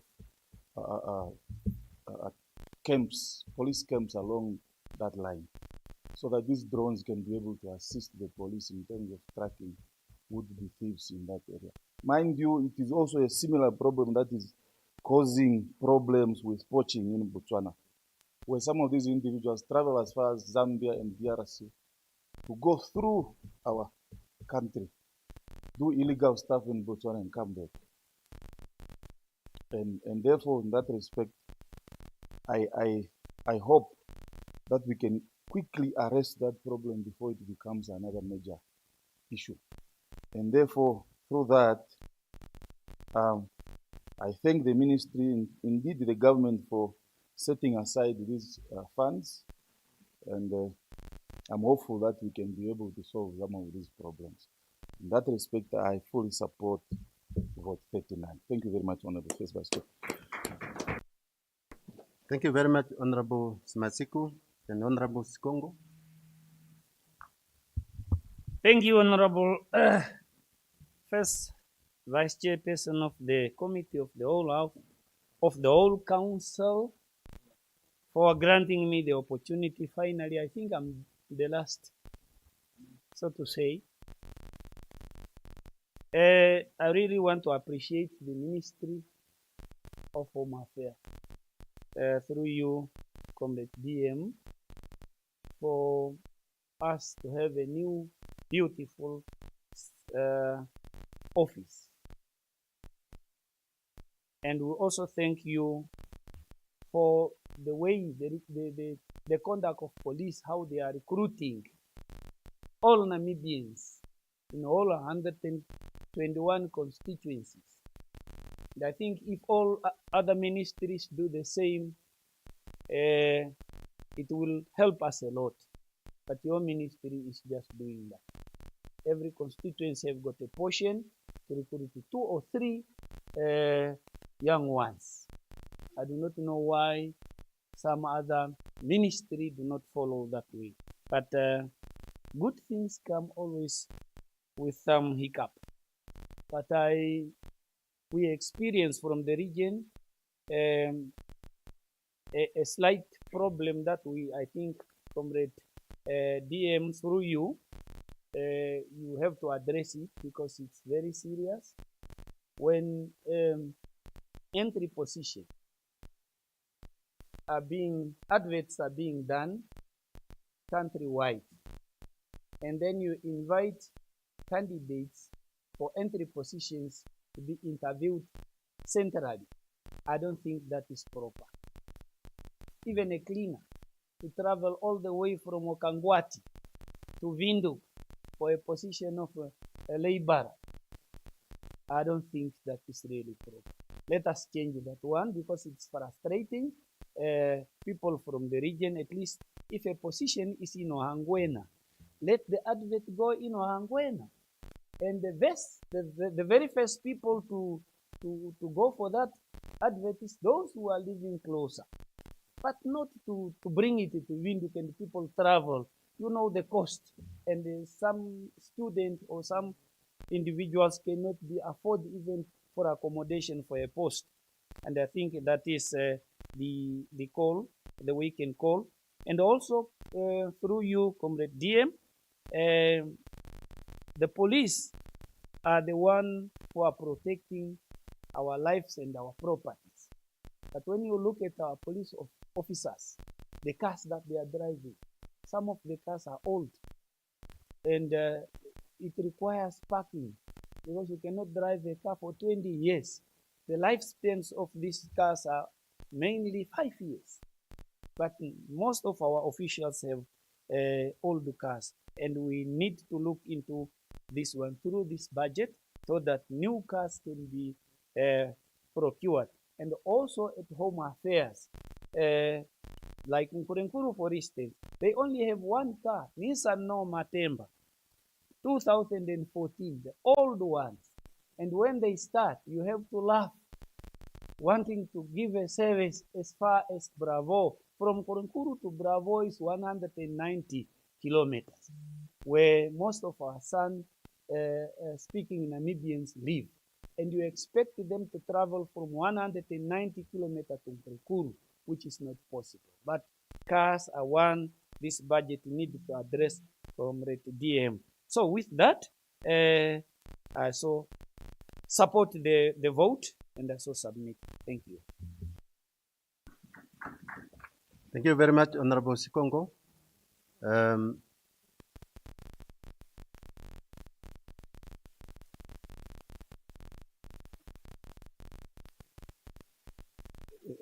Yes, Honorable Mukoya.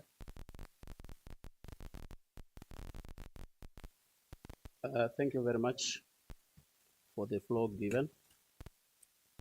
Good afternoon, Honorable Vice Chairperson of the Committee of the Whole Council, Honorable Chief Whip, Honorable Vice, Honorable Deputy Ministers, Honorable Members in August House. Mine is just only to add what my colleagues alluded to. I rise to add my voice to vote 39, that Home Affairs, Immigration, Safety and Security. You know, Kavango East region is too vast.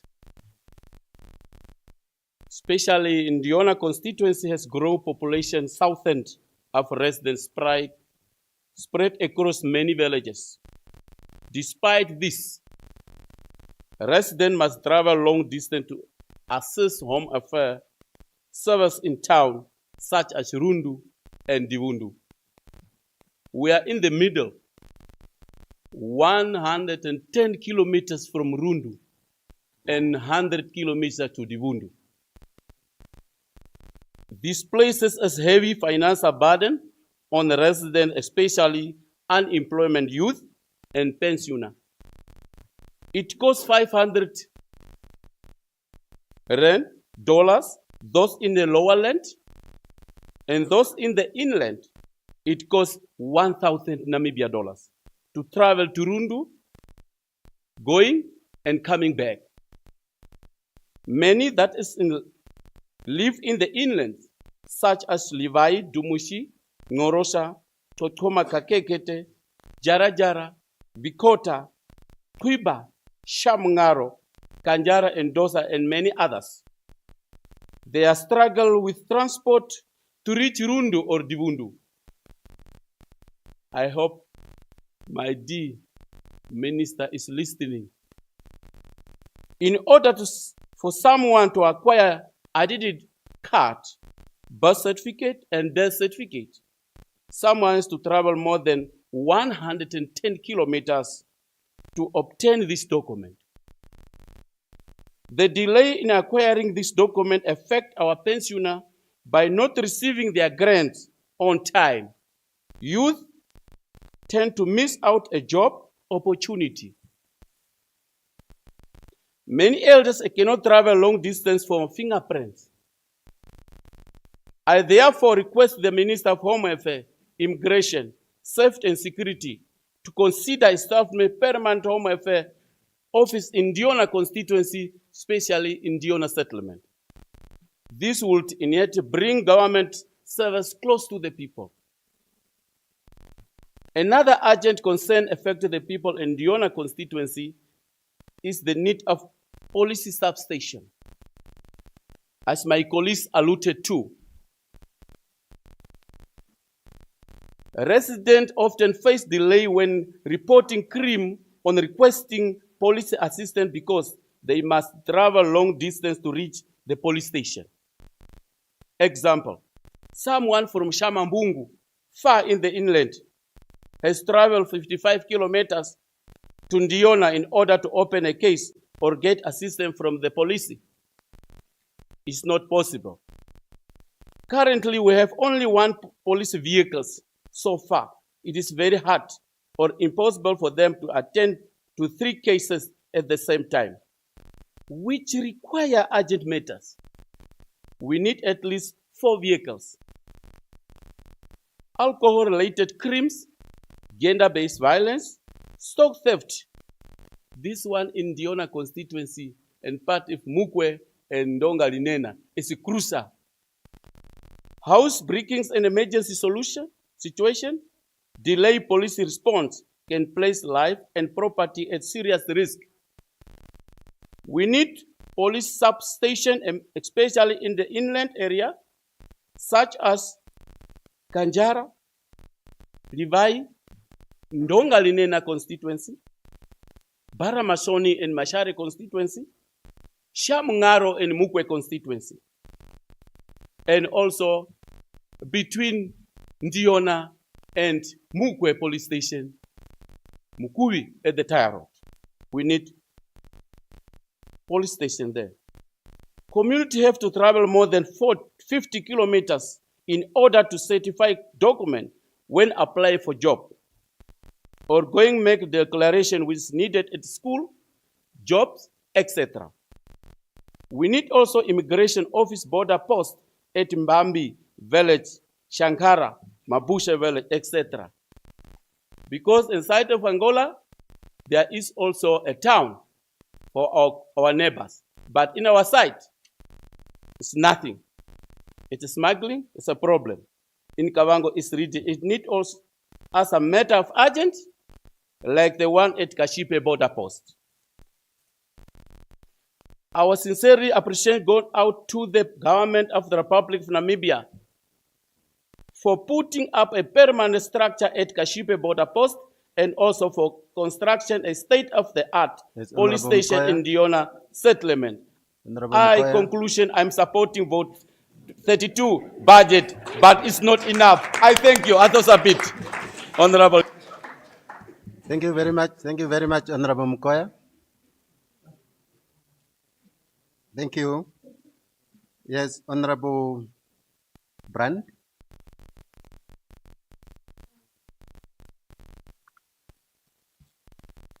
Good afternoon. The first Vice Chairperson of the Committee of the Whole Council, honorable members. I stand here to contribute and to support the vote 39. First of all, I will thank the ministry for building a state-of-the-art police station in Omachete in Daures constituency. Can you give me hands? Yeah, and furthermore, the well-being of the police officers in Daures constituency. Police officers been taken from their homes to settlement areas to serve as station commanders, and yet they are not living in the conducive way. For example, the police station in Tupuses, where the police officers, 4 police officers are stationed there in a 3-bedroom house, which they are using the sitting room as a station. Yes, the sitting room of the house is the office. And it's very emotional. I visited the station, which is called the station, the house, and these police officers are suffering, yet they had to do the job and keep the people safe in the area. I want my deputy minister to take this as a very, very, very first priority in Daures constituency, and please to take it up by next month, please. And the other one is a police station being built in Okombai, if I am not wrong, 15 years ago, and it's standing, not inaugurated, not settled in, and it's getting to be vandalized while standing like that. I just want to understand, my honorable deputy minister, as you are sitting next to me, please, please, please take it up, because I tried to get some answers, but the answers that I got is from the regional head is that they are working on it. It's government funds and people need the services. With that, I really support the vote 39. Thank you. Thank you very much, Honorable Brandt. Honorable Njaleka.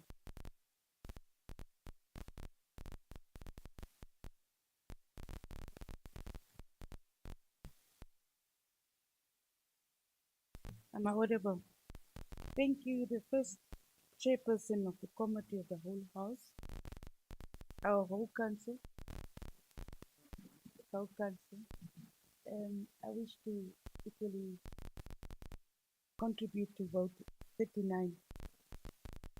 Ludex being a port town, it's very important to note that security or port entries are of equal importance.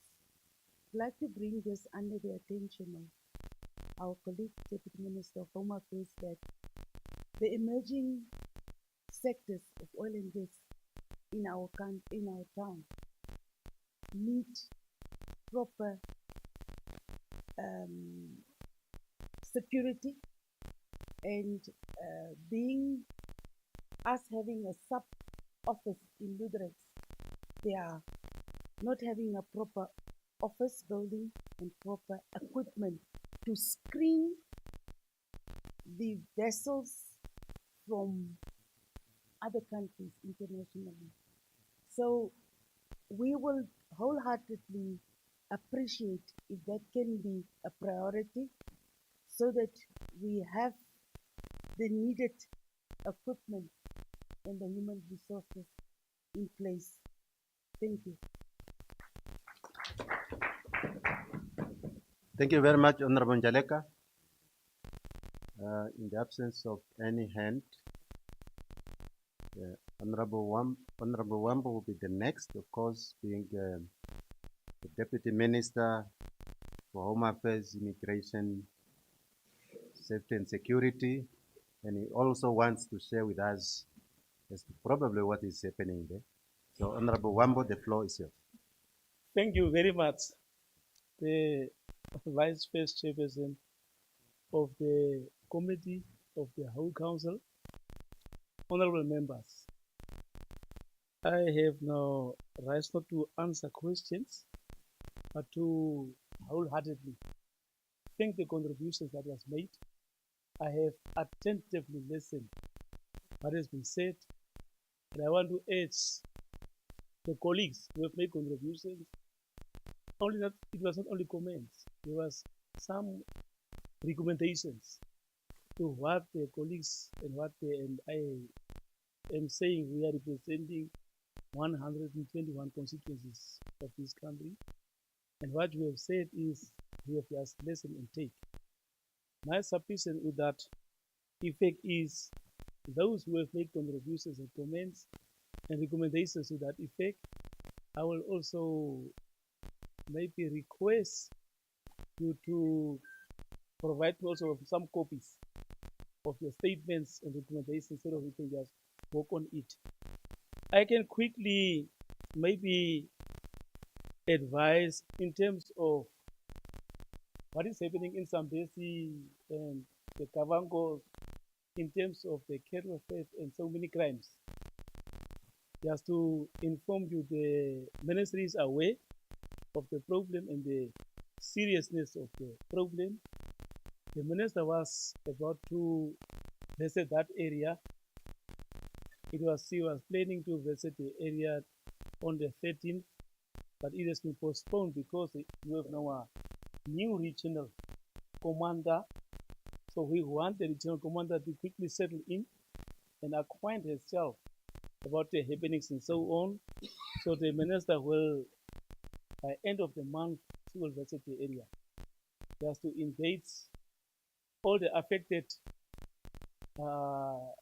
constituent sovereigns of that area, as well as we also need to engage our counterparts on the other side of the border, because this problem is serious, and if not addressed timelessly, can just elevate to unnecessary, unwanted activities, and that is war, as we have also alluded to. So we take note of it, and we'll just attend to that matter as a matter of urgency and of the necessary energy it deserves.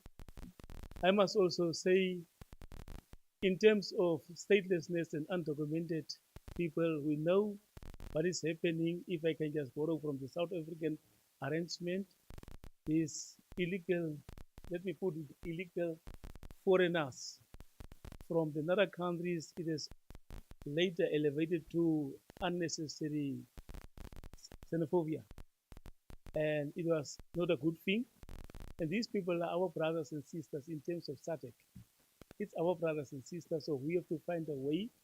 Therefore, the ministry is busy to develop some laws to address the stateless and undocumented people, but one has also to understand, and that law that was initiated by the ministry was Stateless Determination and Protection Bill to address that specific issue. But one bill is talking to other acts and bills that are in existence. So we are saying there are 4 bills and acts that we have to amend and that we have to most probably look into so that we can just harmonize so that one bill is talking to another one in order to address the situation that we are facing. And those bills are the Citizen Amendment Bill, Refugees Amendment Bill, and the regularization of the state of certain certain residents of Namibia, their dependents and foreign spouses Act. Those are the acts that must speak in the same direction in order to address undocumented and stateless story in the country. It is affecting all of us. Now the ministry will very soon also on other bills engage regional councils. Regional councils in the regions will be visited, some by myself and some by the minister. We have also discussed that issue. The reason why you have not seen me yesterday in the chambers, I must also say that one with the respect of Chief Whip is aware. I was in the executive meeting of the ministry in order to address all the concerns that we are talking about. The budget, which we wholeheartedly appreciate, is not adequate and will not maybe address our challenges and issues that we are facing maybe on time. But if we take hands and move in the same direction collectively with one heart and one mind, we might maybe mitigate some of the things that we are facing. So that one will just, and as I have also in my maiden speech alluded to, the problem is our problem, and we collectively have to find a solution for it. So I submit, Chairperson. Thank you very much, Honorable Wambo. our Deputy Minister in this August House. Thank you very much for that information. Any further discussion? I see none. Any objection? I see none. Agreed to? Thank you very much. I shall now put vote 08, Defense, with the allocation of 7,535,500,000 Namibian dollars. Any discussion? I have Honorable Chavionja here. You may have the floor.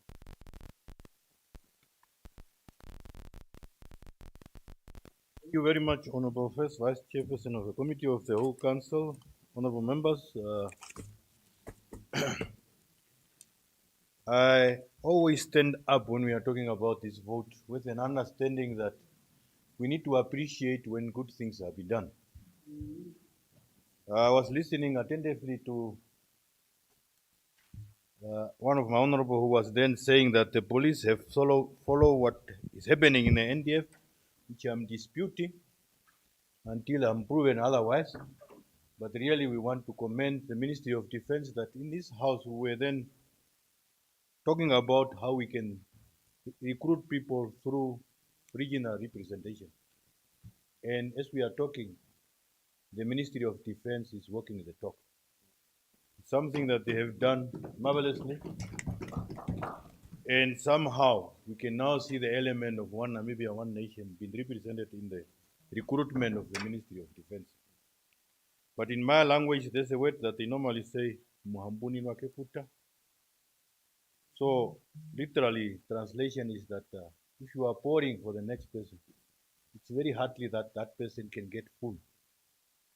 So with that, really, sometimes you want that the other ministry, especially the prison and the police, just to follow what is happening in the Ministry of Defense.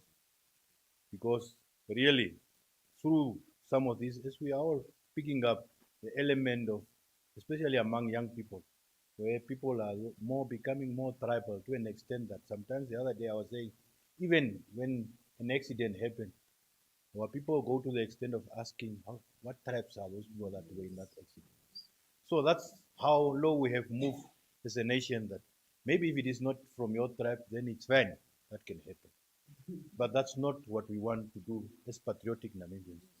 So seriously, I only stood to commend the Ministry of Defense, and I said, we are all sleeping peacefully because we know that they are organized the way how they are looking at after the sovereignty of our country. And then we will say, keep it up. That's the only submission by supporting vote 8 also. Thank you very much, Honorable Chavionja. Then, any further discussion? Honorable Nona.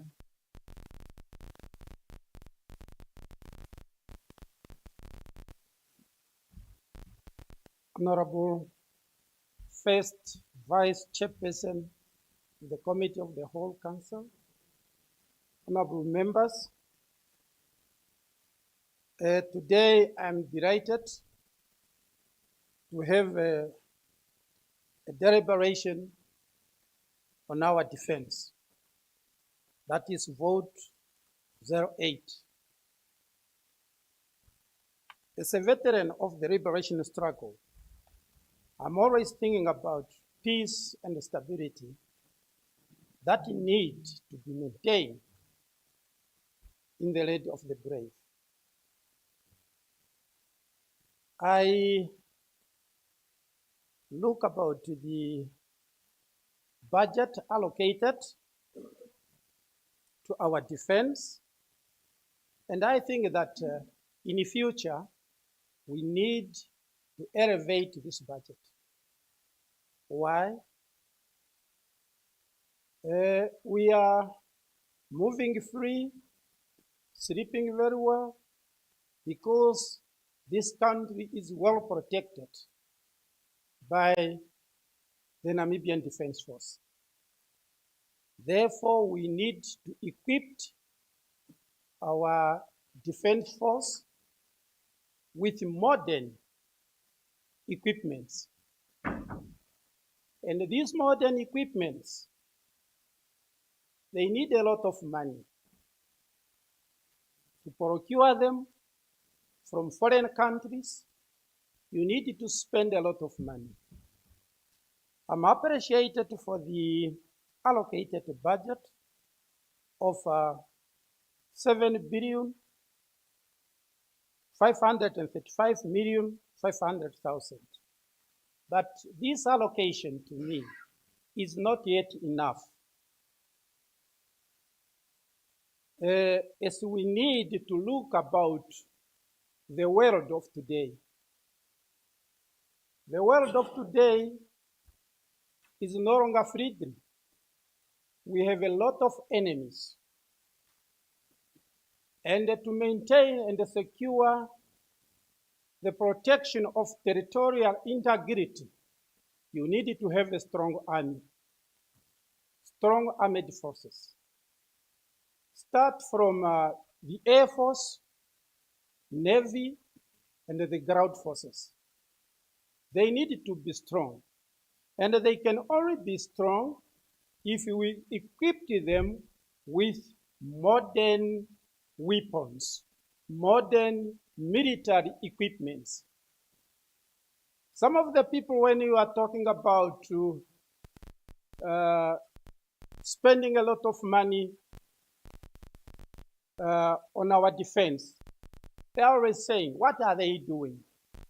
But they are really need to be given a lot of money so that this country, the territorial integrity of our motherland could be protected. And any enemy that will try to attack our country, it will get the right response. Therefore, I recommend that in future we need to increase the allocation of budget on defense so that our defense could be well equipped in terms of military equipment and technology know-how. With that, I support the vote on defense. I so submit, Honorable. Thank you very much, Honorable Unona. Honorable Mwande.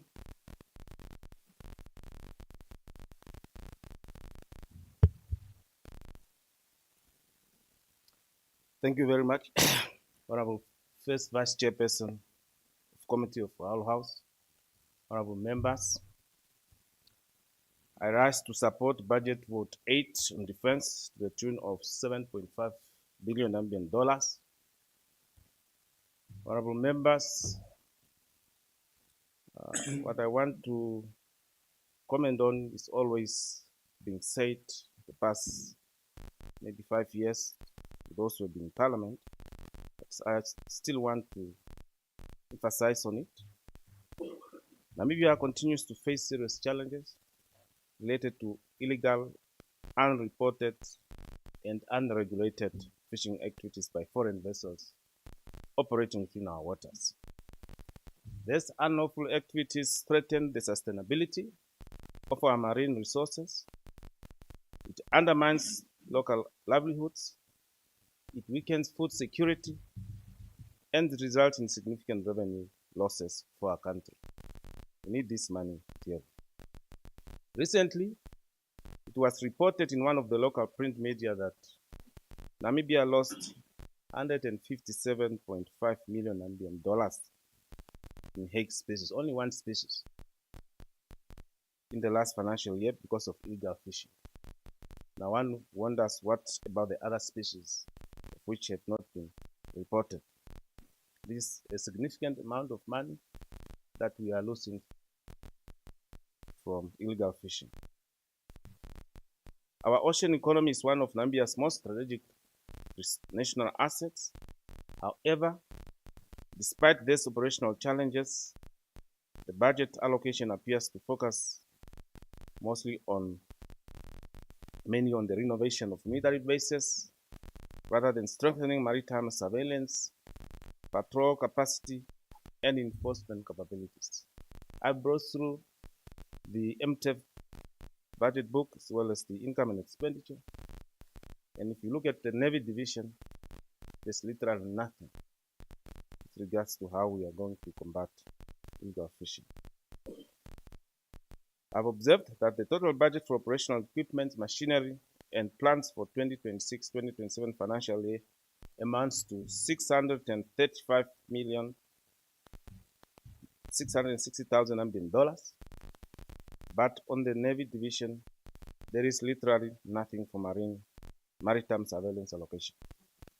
Therefore, it is essential that government strengthens maritime surveillance and enforcement capacity through the procurement of modern and advanced marine and naval technological equipment and infrastructure, which can include advanced coastal radar systems, satellite monitoring technology, patrol vessels, drone surveillance system, as was alluded here by Honorable Masiku, that police officers also need this type of equipment, modern communication infrastructure, and strengthening monitoring and inspection capabilities. While infrastructure development is important, priority should also be given to equipping and capacitating the Defense Force to effectively protect our territorial waters and national resources. Honorable Nona also mentioned that the Defense Force needs to be strengthened, its capacity needs to be improved. I therefore urge that future budget provision should place greater emphasis on operational readiness, naval patrol assets, and border protection measures to address illegal fishing activities more effectively. If illegal fishing is not decisively addressed, Namibia will continue to lose millions in potential revenue, taxes, fisheries income, and employment opportunities that should benefit our citizens and future generations. I therefore fully support budget 48 for the defense to the tune of 7.5 billion, and also in anticipation that my contribution will be considered. I thank you, Honorable First Vice Chair. Thank you very much, Honorable Monde. Honorable Amkete. Thank you, Honorable Vice Chairperson of Committee of the Whole Council. Thank you very much. My contribution already touched by Honorable Unona, touched already. Therefore, I am full supporting the 48 as a me. Thank you very much, Honorable Amkete. Any further discussion, Honorable Nangama?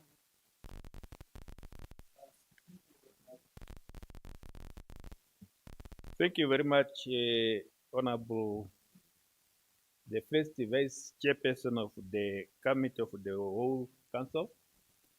I like to support vote 8 with that amount, but I also want to appreciate the work or the way of recruiting that the NDF used. But in that, I also have a question that had been with me for quite long, asking myself, but I never get an answer. I do have a question of why maybe we don't have NDF or Defense Force camp at the town along the border line. Since those years, the camp were relocated or were taken up to this time. I wonder, we talk about peace, stability, protection, but by looking at our borderline, our border, there's nothing, there's no NDF camp. If something happens, how will we be protected? That is the question that I have, and I wish maybe if it's possible in near future, we should consider this pertaining. Yes, I shall submit in support of this vote with that amount. Thank you very much, Honorable Nangama. Honorable Simasiku.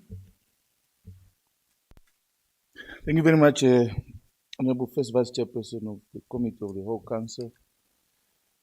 First of all, let me put my weight in support of vote 8 of defense, but allow me to just add on to what Honorable Monde mentioned by stating that I remember when the discovery of oil was made official, late President Hage Geingob once said, oil can be a gift, but can also be a curse. And in that respect, it is at this juncture critical that we modernize our military. And by modernizing our military, as Honorable Monde alluded to the specifics of the maritime equipment, I also wish to add that the best armies in the world have scientists, have engineers, have specialists, medicine. In fact, the people that you always see to have gone to the moon, they are all from the military, by the way.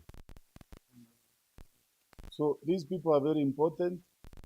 And as we usher in a new era of resources that are unfortunately seen by some in the West as strategic resources, it is important that we look after ourselves. And one way of doing it is to make sure that the army is fully prepared with the modern equipment and know-how of how to protect this country by any means necessary. Especially with the uranium deposits that we have, not that I want us to develop nuclear weapons, but at least we must know how to utilize those resources to our advantage. And that expertise must also be transferred and afforded to our defense forces. In that regard, I fully support the vote. I so move, Honorable First Vice Chair.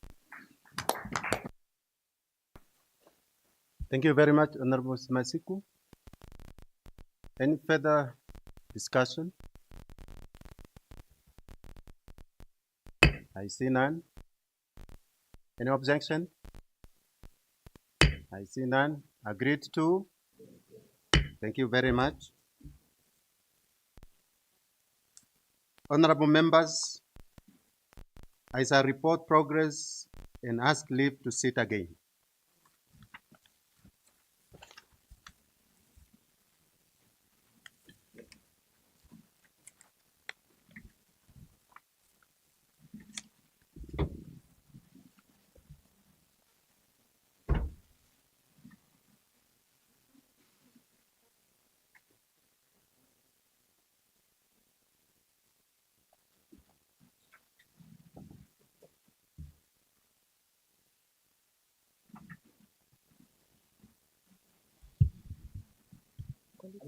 Honorable Vice Chairperson.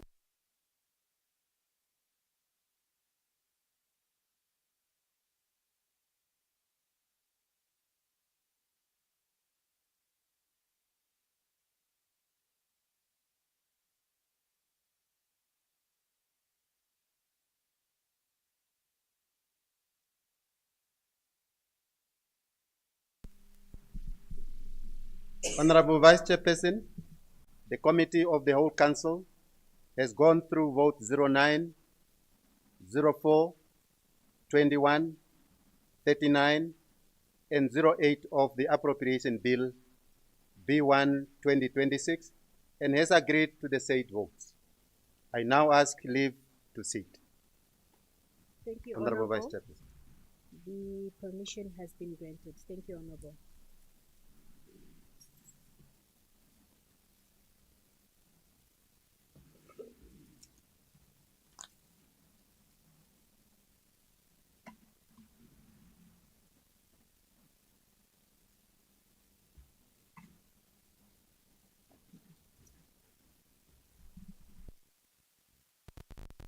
Thank you very much, Honorable Ndawanifwa, and congratulations to you all, Honorables, for the contributions that we made today. Honorable members, those were the orders of today. May I humbly call upon the Chief Whip to adjourn the House.